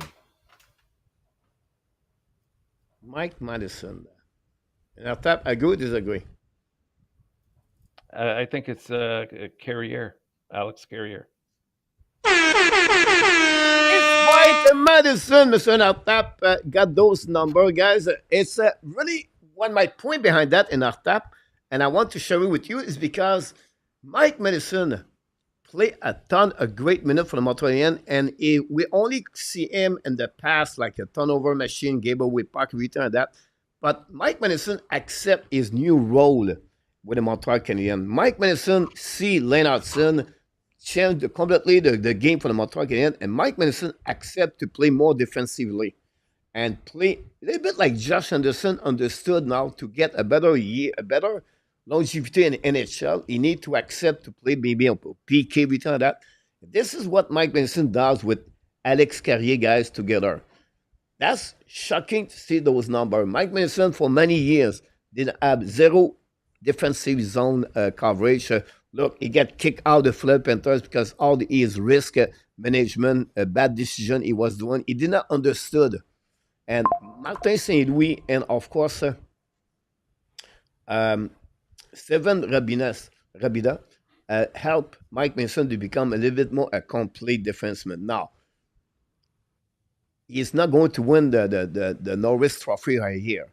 But to see his transformation and to accept his new role and to have a little bit more challenge in front of him, and he can see now it's better important for the team to shut down McKinnon at 2 points. I think this is a great news for the Montreal Canadiens. And I would like to hear from you, both of you, and because the winner is Devin, to tell us what you feel about Mike Matheson. Well, I mean, it amazes me that there are so many Montreal Canadiens fans out there who will say that he's terrible. Because there's such a deep focus on offense and on offensive production, and the how many goals you have and how many points you have and whatever, and at the end of the day, Mike Matheson contributes in an enormous way to this team. I mean, there have been multiple times this season where there were large portions of the Canadiens fan base that were calling for Mike Matheson to be run out of town. Right? Like we got to get rid of him. He turns over the puck too much, or he does this or he does that. And, there's just no recognition for the fact that he plays such a large amount of minutes and such a large amount of hard minutes. Like he's playing against the best of the best. And that is just as important. Him shutting down McKinnon and Stützle, Barkov, Pettersson, Kadri, and McDavid, that is just as important as, Nick Suzuki and Cole Caulfield producing points against those teams. The reason why the Canadiens are competing with those teams are just as much because of what, players like Matheson and Carrier are doing against them defensively as it is what, the other players are doing to put points on the board. And so Again, it amazes me again to hear how many people speak negatively about Mike Matheson and don't really understand the importance of the role that he plays on this team. And, Marty St. Louis is not a dummy, right? He's not putting a guy on the ice 27, 28 minutes a game because he's not that good or he's a liability or he's whatever. He understands these numbers. He sees these numbers he gets these numbers and he reviews these numbers after every game, and he knows how a guy like Mike Matheson contributes. So, I'm not going to blow my own horn, but I mean, I've always sort of known that, Matheson's a good player, and I've always kind of fought against the people who don't like him or are complaining about him. But again, this is a great example that you've provided, Coach, to demonstrate the contributions that he does make to the team. These numbers are not numbers that they're not easy to find, right? So a lot of people might not know about them, but it's, you've provided them here. And I think it's a great indication to how valuable a player like Mike Matheson still is for the Montreal Canadiens. Devin, and I thought you want to add something there. Thanks, Devin, by the way, to mention that. I just want to share it with you. I just put in the chat, guys, but example like how he grow his game. Yesterday, guys, at 2 times, maybe 3 times, he control the puck, go in entrance zone, and you don't see any option passing. He just flew the puck in the corner. Like, he domed the puck, risk management, smart decision making, and I think PLW said he keep this simple. And that's why he become Mike Matheson for the Montreal again. It's not perfect, but Leonardson cost 2 points last week. It's not perfect too for Leonardson too, right? I think we are difficult in Montreal as a fans. Mike Matheson, Samuel Montembeault, in the past, Patrice Brisebois, Mike Ribeiro. I can go all the way like that. Look like Montreal are easy to make the French Canadian players more difficult to play in Montreal. It's jumping on them quickly, fast, and I think it's not fair at the end. I think Mike Matheson, for me, my opinion, and Devin in after, Mike Matheson have a better year this year at his 62 points he did last season as a defenseman overall, in my opinion. And after, sorry I cut you. Well, you did. I did not cut you. You did not talk, and you did not put one word. I didn't volunteer anything yet. Yeah, but you know what? I don't disagree with what Mike Matheson has done. But in all fairness, like, this is a snapshot of these games that he's played, and I got to give him 100% credit that he stepped up out of his chair, because I really think once you have the defensive core properly set up for Montreal, he's not going to be your top pairing defenseman. As much as he brings positives to the team, I don't think he's part of the number 1 pairing. He's part of the number 2 in my eyes, right? So it would have been interesting if you had pulled it up from the beginning of the year, Coach, these stats with these players and others, and I bet you would have seen better results, slightly better results from goalie. I mean, no doubt about it, this guy is going to be the future of Montreal in terms of being the shutdown defenseman. Him and Reinbacher as well when he's on the team.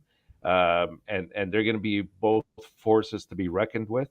But I got to give Matheson his props, because, you're asking him to step up to a spot that's generally not his chair, and he's been producing, right? Both from a defensive aspect, and I mean, he's also contributing offensively as well. It's not like he's not getting his points. I think he's up to 30 points now this year. So my only take is, by him stepping up sometimes, he draws more time on the ice than he really has to. Like, sometimes he's getting 27, 28 minutes. That's a little bit too much, right? I think that when Goulie's back, that levels everything off a little bit, and everybody will come back a little bit stronger because of it. So, yeah, props to Matheson for filling in and doing a fantastic job. His mistakes, like I said, they're only due to the fact that he's playing too much on the ice. Great point about everybody in the chat. We like what happening with Mike Matheson. We'll see what happened for that one. We're going to move on to the next subject, guys. I want to talk about this. I know it's a subject where it's a little bit controversy again. I like controversy, so I said David is with us, so it'll be a good time to talk about this. We have number one in Montreal. What are you talking about, Coach? Well, first of all, guys, we have or not number one center or not Nick Suzuki. Is it number one or is it not number one? Look like Spornet said it was not a number one center. Now it's your time, Devin, to give us a bit more information about Nick Suzuki, and the people in the chat also can give us a little bit more information about this. Is it number one? Yeah, I mean, this is one of the crazier narratives that's going around about Nick Suzuki. I mean, again, I think you're talking about the comments that were made by Nick Kyprios and Justin Bourne on their show last week, where I think one of them said that he was like the 25th best center in the NHL or something crazy like that. And again, I mean, it's a perfect example for everybody to recognize that when you're listening to podcasts and national TV and radio people, that, you know, they don't really watch the Montreal Canadiens very often. And so, you know, maybe it's not, you know, you don't have to take their word for everything. Nick Suzuki is clearly a number one center in the NHL. He's a top 10 offensive producer for centermen in the NHL. He is one of the better two-way centermen in the NHL as far as his contributions to the defensive side of the game. He's extraordinarily responsible on the ice. He covers his position defensively as well as just about any centerman in the entire NHL. Anybody who doesn't think that he's a number one center in the league is just kidding themselves. It's typically going to be somebody who's from another fan base, who either doesn't understand or watch the Montreal Canadiens, or is just trying to get a rise out of you or trying to troll you or whatever. It's the same as the people who are saying that, you know, Lane Hudson is overrated and that he's, you know, the worst defender in the NHL. It's all of this stuff, right? And so, a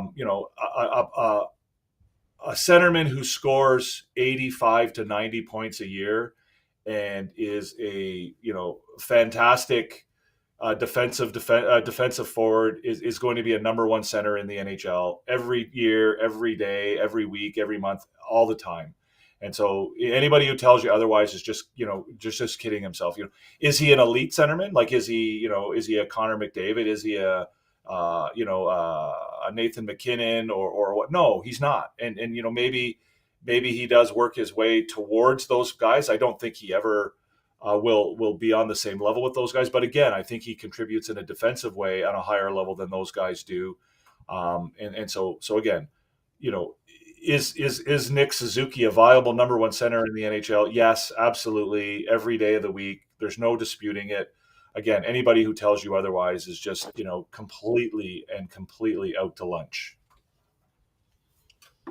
So after that, we're going to move on to the next one. So we're not going to be all the way to be better because we have three of them. And so after that, I'll give you the easy one.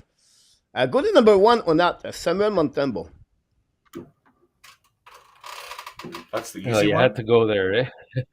I know, eh? He's the number one goalie right now. He is 100%. Will he be the number one goalie 2 or 3 years down the road? That's the big question mark for me. You know, his stats speak for themselves. They're up there with the majority of the NHL top goalies. That's not the issue. I think that he's come a long way in terms of his maturity, in terms of his dependability. There are areas of his game that I still think he needs improvement in. And until he makes those improvements, he's like a 1B for me. I don't think he will be the number one for after the next 3 or 4 years. Whether it's Fowler, that I don't know, but it'll definitely be somebody else, I think. If you put Montembeault with the Devils, is it goaltender number one? Well, let's put it this way. Right now, with the injury that they have in New Jersey. Allen's playing the games and he's playing fantastic. No, if you And don't have guess no goalie there, it's just you put Montembeault, regular goalie, the goaltender, or the Devils. Does he have better number? And the Devils have a good. He's going to be a number one goalie with the Devils. no, I don't think so. No, I if you surround him with a team that has a stronger defensive core, I would agree. That's what they are, the 100%. Devils. Well, they're not one of the strongest in defensively, and we're seeing the results of their inconsistency at that level right now, right? Oh, because they're They're missing not two lead. good pieces of the puzzle. They're missing their best defenseman, Well, Doug Hamilton. But if Jake Allen yeah, can but win games, you don't think that Montembeault could? when Jake Allen was here in Montreal, he was our number one, and Montembeault was our number 1B. They only got rid of Allen because of the amount of money that he was making and the age which he was at, and they figured he wouldn't fit the plan for Montreal moving forward at that age level. But But was he a better uh, goalie? Was he a better goalie when he was here than Montembeault? I thought so at the time. Yes. Okay. Yeah. David, I'm going to ask you that same question. I do think he's a number one goalie. Again, I don't think he's an elite goalie. Much like Suzuki, right? He's not. He's not Hellebuck. He's not Shesterkin. He's not. He's not those guys. Sorokin. He's not those guys. But is he one of the top 32 goalies in the NHL? Yeah. Would he be a starting goalie on probably at least 10 to 15 teams in the league? I think he would be. Again, if you're asking me the New Jersey question, do I think he's better than Markstrom? Like probably not. But Markstrom has struggled, right? And that's the thing with goalies, right? Goalies can be good one year and then struggle the next. And so it's rare that you have a goaltender that, plays at a level that I think kind of what makes an elite goalie is a goalie who plays at a high level year in and year out, right? We're even seeing it with Swayman, right? Everybody was ready to put Swayman in that list of elite goaltenders last year. And now all of a sudden he's being asked to play, first start at number one goalie minutes. And he doesn't seem to be able to do it. And maybe he will. Maybe it's just an adjustment period, and he'll be fine. Like look at Linus Ullmark, right? He's good, but he's not playing nearly at the level of a guy who won the Vezina Trophy. So, to me, he is a number one goalie. And to me, a number one goalie is a guy who gives you a chance to win on most nights, and I think Montembeault does that. Could the Canadiens win the Stanley Cup with Samuel Montembeault as their goalie? Absolutely, they could, right? You don't have to have Connor Hellebuck in goal to win the Stanley Cup. You can win with Darcy Kemper, and you can win with Aiden Hill, and you can win with guys like that, right? They're guys that you can win with. So again, to me, technically, if you want to get real technical about it, in order to be a number one goalie in the NHL, you just have to be one of the best 32 goalies in the league, I guess. And I think to me, Montembeault certainly fits that bill, and I think he's even better than that. So I agree with you that down the road he's probably not going to be the guy for this team. I think the hope is certainly that. Yeah, I think the hope certainly is that there will be a prospect who comes along who gives them a better option in goal. But as of right now, again, I went back to what I said earlier. The Montreal Canadiens right now are playing well above the level of hockey that probably anybody expected them to play. They're winning more games than anybody expected them to. They're in a wild card, position on the 23rd of March, and they've done that with Samuel Montembeault as their number one goalie. And not just their number one goalie, but a guy who's played like a lot of games. Like he's played I don't know the percentage of games he's played versus the backup, whether it's Primo or Dobesh, but they've done that on his back, right? And so played again, 52 games. 52 games. Yeah, absolutely. So for him, so again, I know you haven't said he's not a number one. You've said he's a 1B. I get that. He's not on that. No. Actually, Devin, let me clarify. What I said is he is our number one right now. I just don't feel that in the future he will be our number one. Oh, yeah, and I agree with that. And I think that I agree. He's our number one now, and I think again, if we had Connor Hellebuck in nets, we would be saying to ourselves, okay, we don't have to worry about goalies for the next 10 years. We're safe. We don't have to even think about a goalie. We don't have to draft a goalie. We don't have to develop a goalie. We don't have to worry about goalie. With Montembeault, you're happy with what you have for now, but again, you're still on the lookout for something that might be, an improvement. And I think that's probably where the Canadiens are right now. Like, they're looking at Dobesh. Can Dobesh maybe be an improvement someday? Is Jacob Fowler going to be an improvement someday? But if they don't, if Dobesh doesn't work out, and if Dobesh has to be the backup, or if Jacob Fowler turns out to be a flop and doesn't really reach his potential, then I don't think it's the end of the world either. So the question was, is Montembeault is the goaltender number one in NHL? So they didn't say yes, 100%. And Artab said no. No, I didn't say no. What I said, Coach. Yeah, he's number one with the Montreal Canadiens. No, I said right now he's a number one for Montreal. But you consider him as the goaltender one in NHL. But do I believe that there will be a goalie that comes along that will be better? And I understand that. But do you consider Montembeault a goaltender number one in NHL? Well, his numbers dictate it, right? Like if you look at the fact that he's got a 288 goals against, and he's at 900 save percentage, which is right at the league average, I would say. But as Devin said, if you're looking at top 32 teams, he fits in there for sure. Why not? Because if you look about that, Montembeault in Toronto, Montembeault is solid goaltender over there. Do you think he plays ahead of Stolarz? Yeah, he would be the same number. He would be solid goaltender. I would put Montembeault with Carolina. I have no problem with Montembeault to be goaltender number one over there. I put with the Devils. I don't see no problem with the Montembeault to be goaltender number one with the Devils over there. Ottawa Senator, Montembeault can be a goaltender number one over there. If you think about that, you talk about the Rangers, Islanders, they have Ovechkin over there. I would put him number one with the Blue Jacket tomorrow morning. I would put number one goaltender with the Red Wings tomorrow morning. I would put him number one goaltender with the Penguins, the Flyers, and the Buffalo Sabres. I don't have no problem with that part over there. I have no problem to put him the goaltender number one, the Colorado Avalanche. In my opinion, I don't see better maybe a Blackwood at the end of the day. I think he could be a goaltender number one, the Vegas Golden Knights at the same level. It would be number one with Edmonton Oilers tomorrow morning.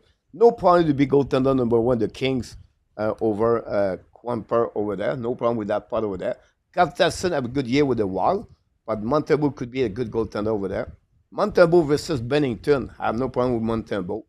The Flame, Wolf and Vladar have a good year so far. Canucks, Montembeault will be solid over there over Demko because injuries. Utah, Montembeault will be better to Velmelka, in my opinion, over there. Anaheim Ducks, they have Tostal, a young goaltender. But I think Montembeault, no problem over Gibson over there.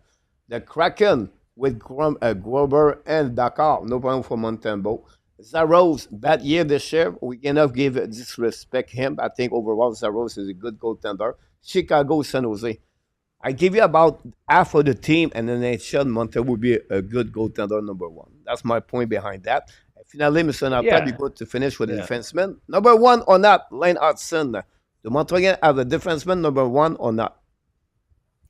Yes, absolutely they do. I mean, we're looking at the fact that he's a very legitimate contender for the Calder to start off with. But, I mean, when you look at what he's accomplished this year and the way he's transformed the power play, I mean, not single-handedly, but he's obviously had a lot of help from, players that can score like Cole and Laine, and Suzuki's on there. So it's a strong defensive core, but every number one power play unit has to have a solid quarterback. And Lane Hudson does that. He creates ice for the other players so that they can either, get that great shot away, or create opportunities by being able to find the seams and putting nice pucks on people's sticks, and he's talented in doing that. But it's not just about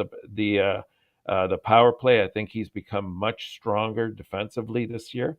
Has he made mistakes? Well, he's a rookie. I'd be shocked if he didn't make any mistakes. he has made some. Of course he has. But they've been mistakes not because he's lazy, not because he doesn't know the game. It's been mistakes that he's made sometimes when he's a little bit too eager to try to create something.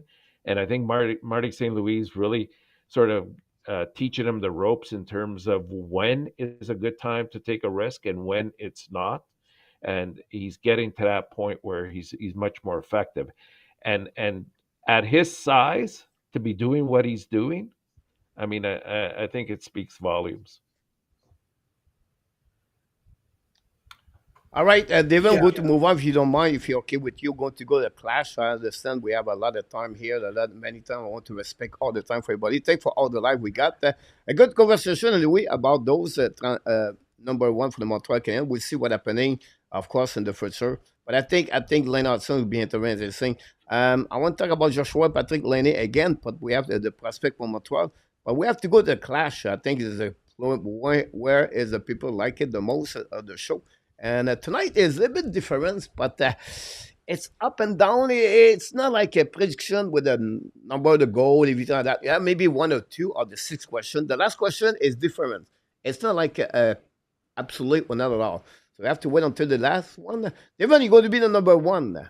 And we talk about him at the beginning of the show. Crosby over Ovechkin. You do know where I'm from, right? That's an easy one. That's an easy. I mean, again, regardless of where I'm from, I think Crosby. It's an easy one for me. It's Crosby. He's a generational player. He brings he makes everybody around him better.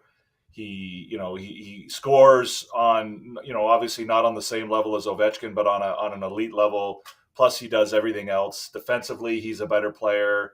Playmaking, he's a better player. He's better in every single respect of the game, on the ice, off the ice, other than goal scoring. This is maybe the easiest clash questions you've ever asked me, Coach. Absolutely, Crosby over Ovechkin, all day, any day. Can't disagree with you, Devin. 100% for me as well. Crosby, more complete hockey player. I think overall it is off ice on ice, like you said. And we talk about this, Mr. Taps. We'll go to bit you right away in the hot seat because you like it, and I think you love it. So I said, we'll go to ask this question, Mr. Taps. Blackwood over Montembeault. Mackenzie Blackwood over Samuel Montembeault. No, not at all. I'll go that direction. I just think I think there's more consistent play in Montembeault and like the way he performs. Blackwood has put in some very good games, but I think sometimes he puts up the odd stinkers as well. Like we were talking about, sometimes stats can be masked by the fact that the defensive core that you have in front of you can really save your hide. And we've seen goalies that have gone from one team to another, and you see how their stats have changed and altered over those different teams because they have a different core that's in front of them, right? So for me, it's a not at all. Yeah, I'll go not at all as well. Blackwood obviously is playing pretty decent hockey since joining Colorado. I think it's the best hockey he's ever played in his career. It's a pretty short sample size for me. Montembeault has, been a solid goaltender in the NHL for a longer period of time. He's got a longer track record. Plus, I'll never say anything positive about Mackenzie Blackwood ever since he quit on his team when he refused to take the vaccine and therefore wasn't able to travel with his team during the COVID break. And I didn't like that. Again, I understand that you have the right not to get a vaccine and whatever, but when you refuse it and then can't actually go on the ice with your teammates, I don't like that. I didn't like that, and so I'll always think that way about him. So my answer is not at all here. All right, Devin,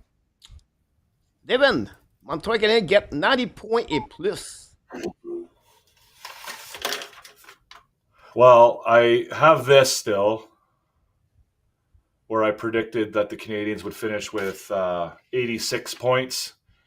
And what are they at now? What's the number now? I know you guys probably have that they're at. For Montreal, it's 69. 75. Or, sorry, 75. Yeah. With 13 games left. So the maximum... my prediction still looks pretty good, but I'm gonna go away from my prior prediction, and I will say, oh my goodness, they're saying 90 points is what it's going to take to win that wild card spot, aren't they? I'll say absolutely they will get over 90 points. The way they're playing right now, I think they're going to get over 90 points. It's going to be tight, but I think they'll get right around 90, 91, 92 points. So I will say absolutely, despite my previous prediction. Enough that. I think they're going to come slightly below it. I know that they're saying that, usually 90 plus is what gets you into that final wild card spot. But the thing is, nobody really is reaching out. To be totally honest, you look at the teams like Detroit and Boston and the Islanders, Columbus lately, the Rangers. They've had their opportunities to get to that level and surpass Montreal if they really wanted to, but they're, for whatever reasons, they're floundering. That's the issue at hand here. It's going to be one of those years where I think maybe even 88, 89 points will get you into the playoffs. Yeah. Many people, nobody said over 90. Only one said 90. That's it. The people say 86, 82, 86, 87, 88, 89. So we're interesting about that. For this. Mr. Natap, we're going to give you a good question for you. Do you resign Mike Matheson next season or not? Depends what their plans are, right? Well, resign. Extension contract. Yeah.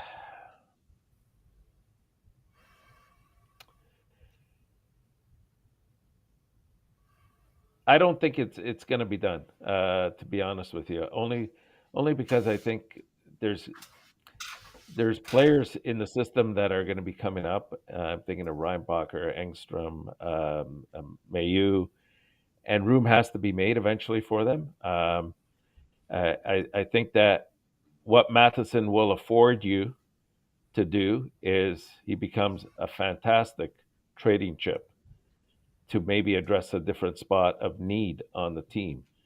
And so given that those parameters around the situation, I think that he will not be resigning.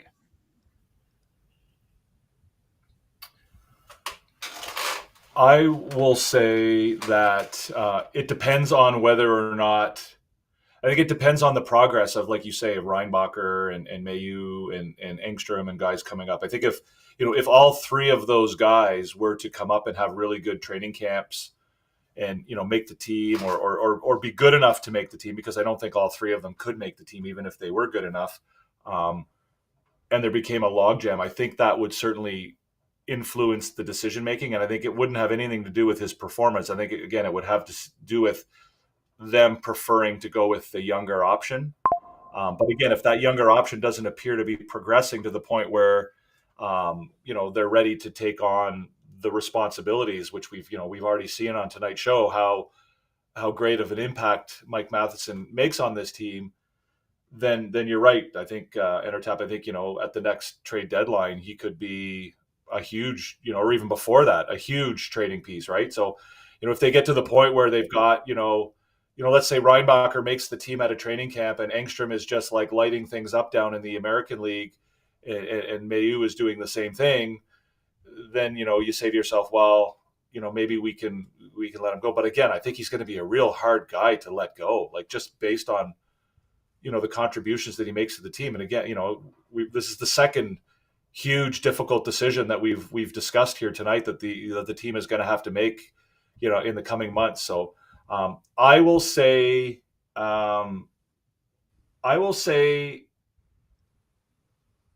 not at all. And it's not because I don't think they'll re-sign him. I don't think they'll necessarily re-sign him like next year. I think because he's got another year left, right? Yeah, one more year. can- So next season, Yeah. so after the season next year, do you resign Mike Matheson or not? Yeah. So There's no rush. Yeah. There's no Again, I rush. don't know that I don't think that they'll look to extend him this summer. I think they'll let him play out the majority of this season, and depending on how things are progressing with the other guys. So I will say, it's And he's also the other thing. He's also a left-handed defenseman, which in Montreal's correct. case presents a bigger problem, right? right. And And losing, coach, yeah, sorry, coach. You remember we had this kind of dilemma with Jake Allen, right? And before his contract was up, he was re-signed for 3 years, which at the time we're all saying, why can't you wait one more year? Like, why put yourself in the situation that they were last year with 3 goaltenders? So, well, it's interesting. That's an interesting point too, Entertap, because you could re-sign him and then make him, if you re-sign him to a good contract, then you make him more tradable, Yes. right? Yeah, you that's incre- true. you improve his trade value too. So, I will say, geez, I'm going to say absolutely, just because I know how much Marty St. Louis loves the player, and I think he'll fight to keep him. And the Canadiens have shown a desire to keep the group together, right? That's been a bit of a trend and a bit of a, and I think he's an important part of the group, even though he is one of the elder statesmen, if we can call him that, at whatever 31 years old or whatever he is. So I'll say absolutely. Again, I don't know that it'll be this summer or even during the season next year. It could be, I think it'll more likely be towards the end of next year, but I'll say absolutely. Absolutely. No doubt in my mind, Mike Matheson is going to be with Montreal Canadiens. Why? Because David Savard's leaving. You have no player experience. And this is the culture of a hockey team. You need Claude Giroux. You need David Perron. You need Patrick Kane. You need experience inside your team. The fact David Savard leave the building, you have no experience. You're going to have 5 defensemen with 200 games or less in NHL. Cody get hurt many times. That's another... be careful there. Rebecca is not ready. Mayu is not ready. You have only Alex Carrier after David Savard leave the building. So now Mike Matheson become an important role inside the Montreal at long term for the next 3 years after his contract next season. So Mike Matheson will stay in Montreal with a good salary, below $5 million approximately for the 3 years. Going to be only 31 years old, and that will be a good asset like David Savard does with the Montreal Canadiens. That's the reason you keep Mike Matheson around. So let me ask you this then, Coach. With them having Matheson on the left, you have Struble, you have Goalie, you have Jacky, you have Hudson, right? And possibly Engstrom and Mayu is a right-handed. But Here we go. Engstrom is fight. Goalie fight.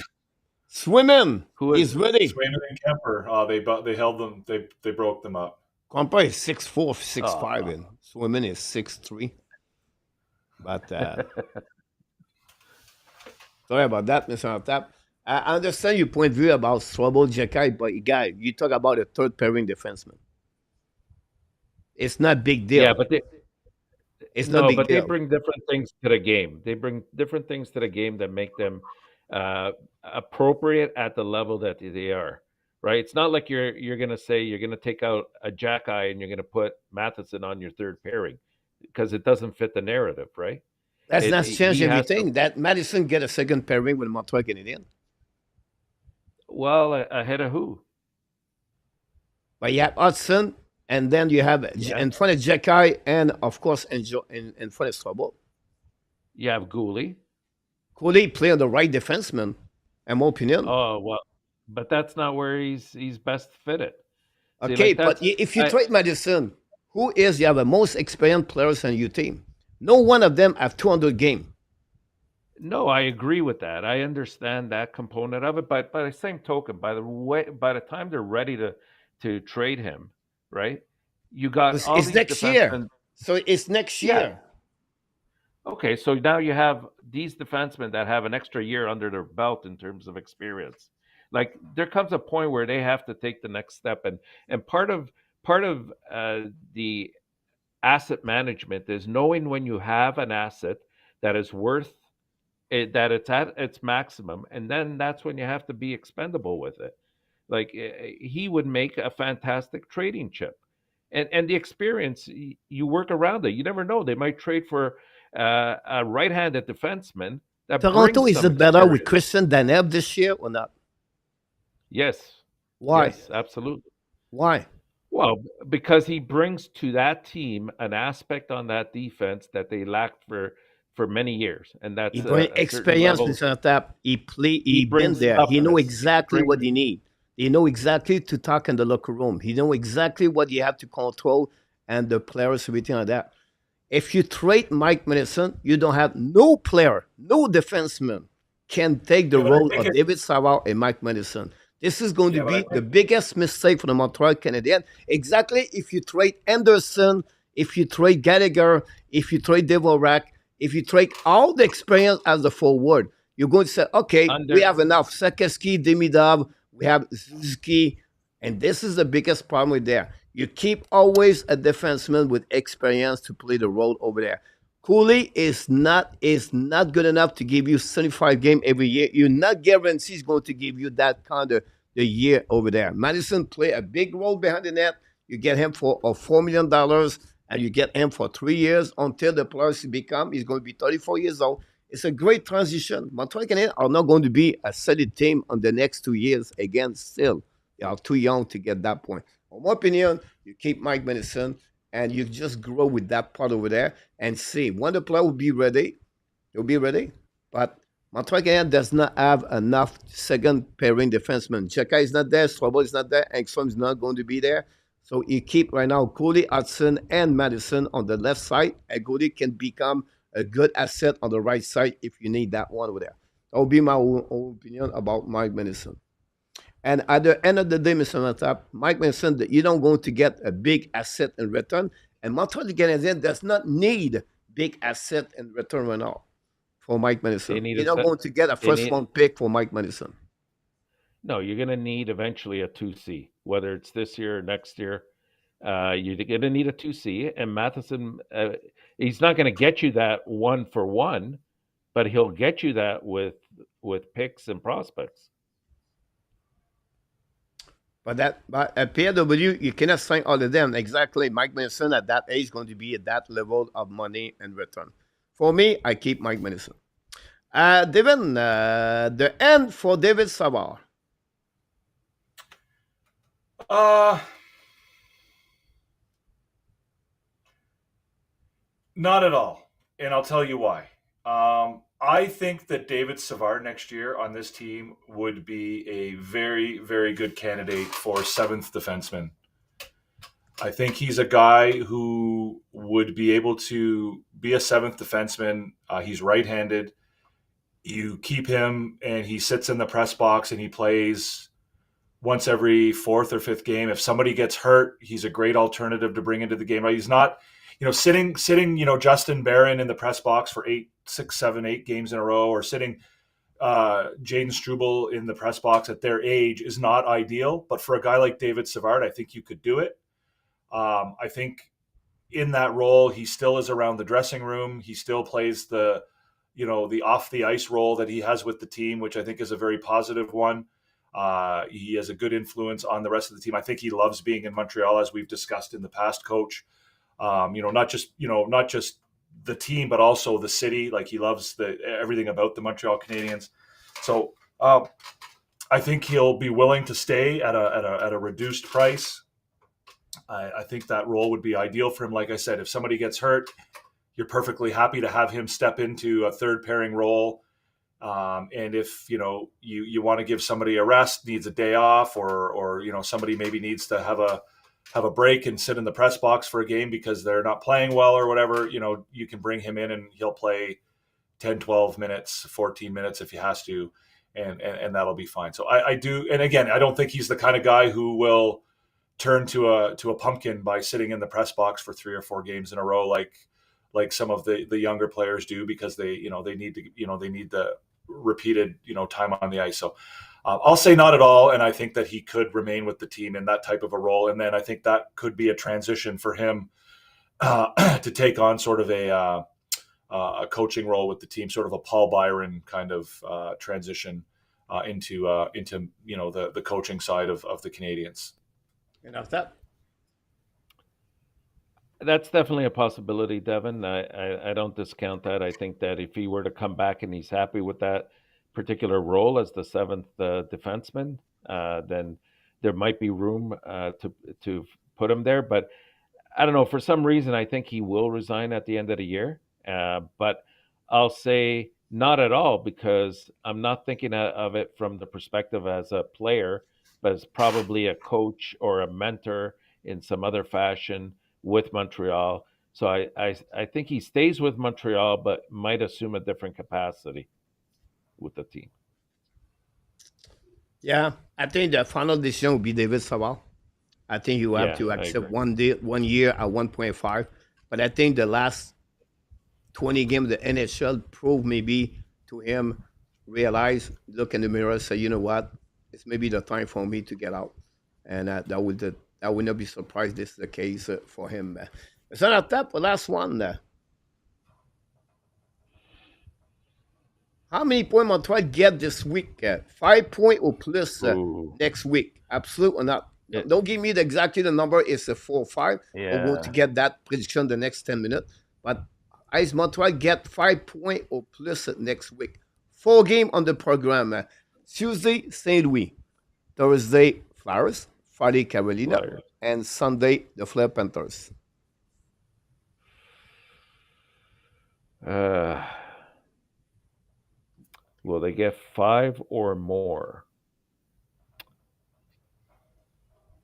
I think they get 4, to be honest with you. I know you didn't want a number, but just to sort of address it. Uh, so I'll go with not at all. Devin, So you got St. Louis, Carolina, Philadelphia, and Florida. Blues. Yep. So I think they're on the road. They're on the road, yeah, Devin, and there's also a awful. back-to-back in there. Yeah. No, I know. Well, and then one's an afternoon. The Sunday is an afternoon game as well. Yeah. Um, Geez, that's a tough one.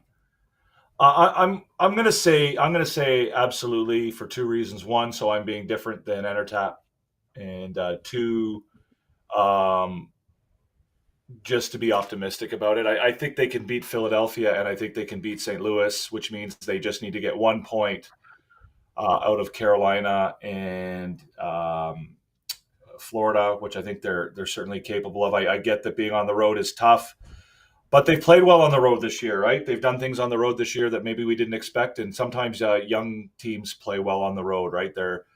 It's a good bonding experience, and I'll say absolutely. I'll say they'll get 5 or more points this week in those 4 games.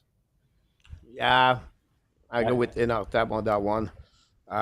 For me, Can I extend that, Coach? Can I say, of those 4 games, how many games will Montreal play? I do split 2 and 2. You think so? That would be Tobesh, ideal. Tobesh Tuesday, Montembeau Thursday, Tobesh Friday, and Montembeau Sunday.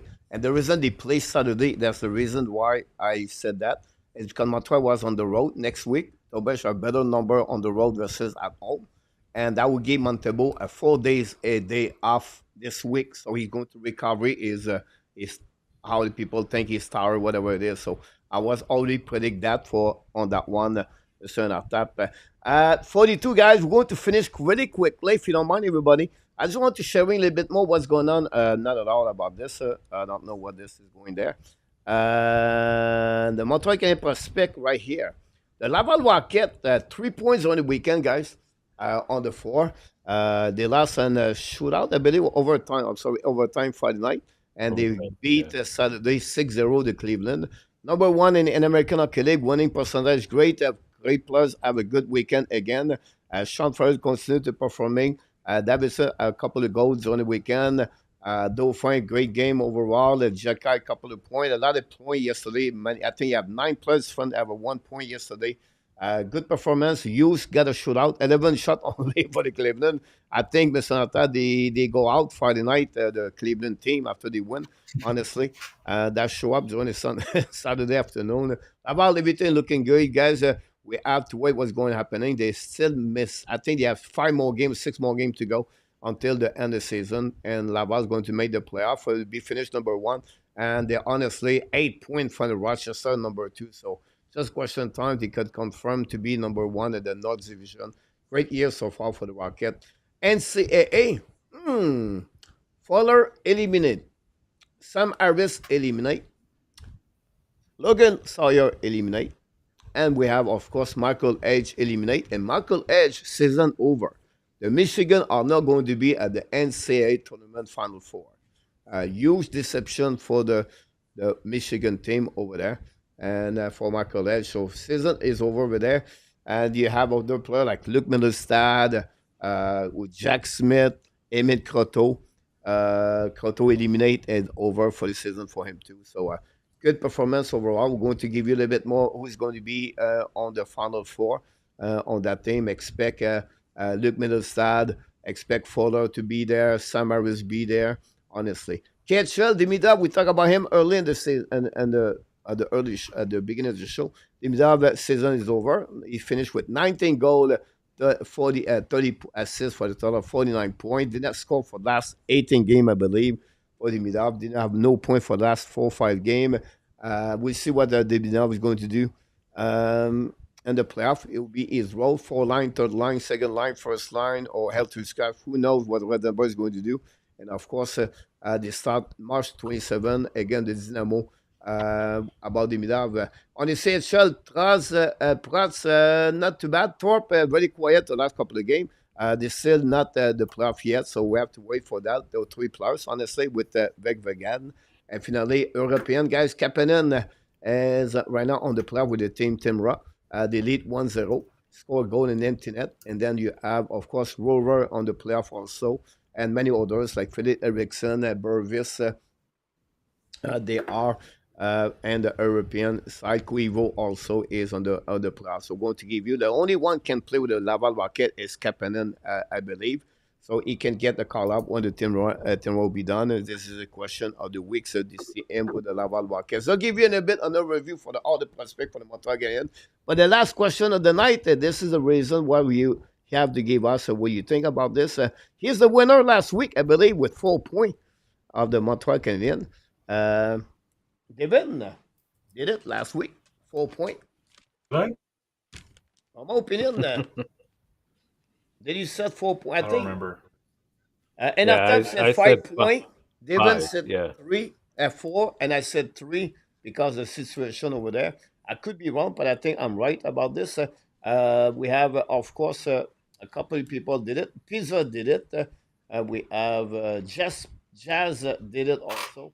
A2 did it. Claude Richard did it. FP, I don't know, is FP. And Marco Larabi did it also with 4 points last week. So that's what we got last week. We have 8 points this week, a little bit different. And Devin, you're the winner. It's like a golf tournament. You start again for the week, Mr. And all the people that chat. How many points do you think Montreal is going to get next week? And you have honestly the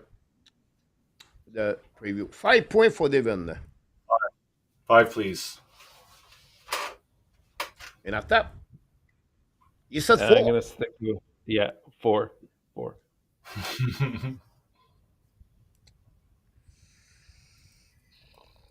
They beat the Flyers. They lose against Carolina.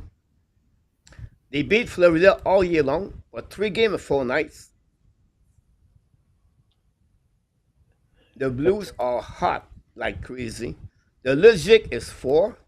But in our top set 12, we go with 3, honestly, automatically. I cannot go with 6, will be crazy to say that. You cannot go with 3, 4. No, you go with 1, with 2, Nicola. Sorry about that, Nicola. About that one over there. 6 for Pete Martin, positive for that one. Then Larry Lavallée go with 6 on that one. Luc Laforcade go with 6, Mr. Nortap. What do you feel about that? PLW go with 4. Smart man, PLW. N26 go with 6 on that one. Nicolas go with 2 points about that one. We have had other people. I just want to not hold you guys on this show. We're going to finish by myself, so you don't have to stay there for the next other point. We want to thank both of you to be a great co-host tonight on the show. I can wait to see you next week. Next week they play Sunday, so usually when they play afternoon, maybe we have no show tonight. We'll let you know it's a Sunday or Monday. And Montreal play a back-to-back game against Fleur Panthers, Devin. They play the next Tuesday at home against the Devils. So will be really interesting what's happening for that one, honestly, on that one on this game. Ron Weekends go with 5, by the way, for the Montreal Canadiens. And RJ go with 6. RJ, thanks for everything. Mr. Tap, your last word of the Montreal Canadiens. What's coming for the Montreal this week? How you feel? It's the It's going to be a tough portion of their schedule. If they can get through this, and they can even going 2-2, I think will be successful. But if they can get anything better than that, I think they'll be in very good position to put themselves over the finish line. Devin. Yeah, I think it's a great test, right? We wanted them to play meaningful games at the end of the season, and we wanted to see how they responded to the pressure of a playoff stretch. And this is what they're going to do, right? We're going to see how they perform on the road. There's going to see how they perform in back-to-back. We're going to see how they perform in a 3 out of 4 when the games matter, right? And this is an opportunity for management to assess the players, and it's an opportunity for the players to experience that and to show what they're capable of. So it should be fun to watch. Don't forget, please, after every game at the Montreal Canadiens, you can go and watch Devin on his show After Dark. Start 30 minutes, or maybe not. How many minutes, Devin? About 10 minutes after the game. I have a French name for the show now too, because I do the show in French and English. So the French name of the show is Bleu, Blanc, Rouge, Nuit. Here we go. And you can watch also Devin the Wednesday night, I believe, at 7 p.m. Yes, Habs Therapy Day. There we go. You got it. You can watch in our tap every night on the everywhere. Everywhere. Yeah. That's simple. That's the way you see that. Thanks so much, both of you. We appreciate a lot for your contribution tonight. I can wait to see you next week. Until then, hopefully, we have at least 4 points for the Montreal game. If they play 500, guys, I think we are really great to be all the way to the end. I think 4 points will be good. Montreal can get that one over there. Did I hear Frank Saravelli talking about Randy Workman on his show last week? They were taking questions from the chat, and I thought I heard him. I don't watch it. I only listen to it. I thought I heard him refer to Randy Workman. Yeah, Randy's a star. He's on all the chats. Okay. There you go. Love it. We have a lot of stars even in the chat. We don't know. We don't think about that. We have a lot of great stars. But we're talking about the star. That's who they are. You are awesome. You are amazing. You are the best. And remember, you have greatness inside of you. Exactly who they are every single time they show up at the weekly report. We want to thank Enaftat and Mr. Devin. I can wait to see you next week. Until then, have an amazing, great week, both of you. Have a great one, Coach. Thank you very much. Good night. You too, Enaftat. Thanks for having me. That's all, my friends. This was the show of the weekly report for the Enaftat and Devin, and of course, myself. For another week of the Montreal Canadiens. I want to thank RJ Canabo at the news update, Mr. Luciano and Ron with Kings at the moderator, and all the people. We did it again, 60 like. You are nuts to be with me every single night. You are amazing. I can't tell you so much enough to tell you how much I'm grateful and thankful to see all of you follow the channel. 9,000 people now subscriber, and we continue to growing every single night. And the only reason is not because of me, it's because all of you bring some great knowledge about and hockey here, guys. I cannot mention one specific name because all of you make something specific great for the channel. So at the end of the day, guys, be well, be healthy. Find a way not only dominate your day, but find a way to dominate the first half of what? Someone said 2025. An amazing, great week with you, everybody. I can't wait to see you next time. Until then, of course, our Canadian Nation, the Habs Nation, want to tell you one more thing. We love you, friends. Have a great week, everybody. And booyah! Peace out.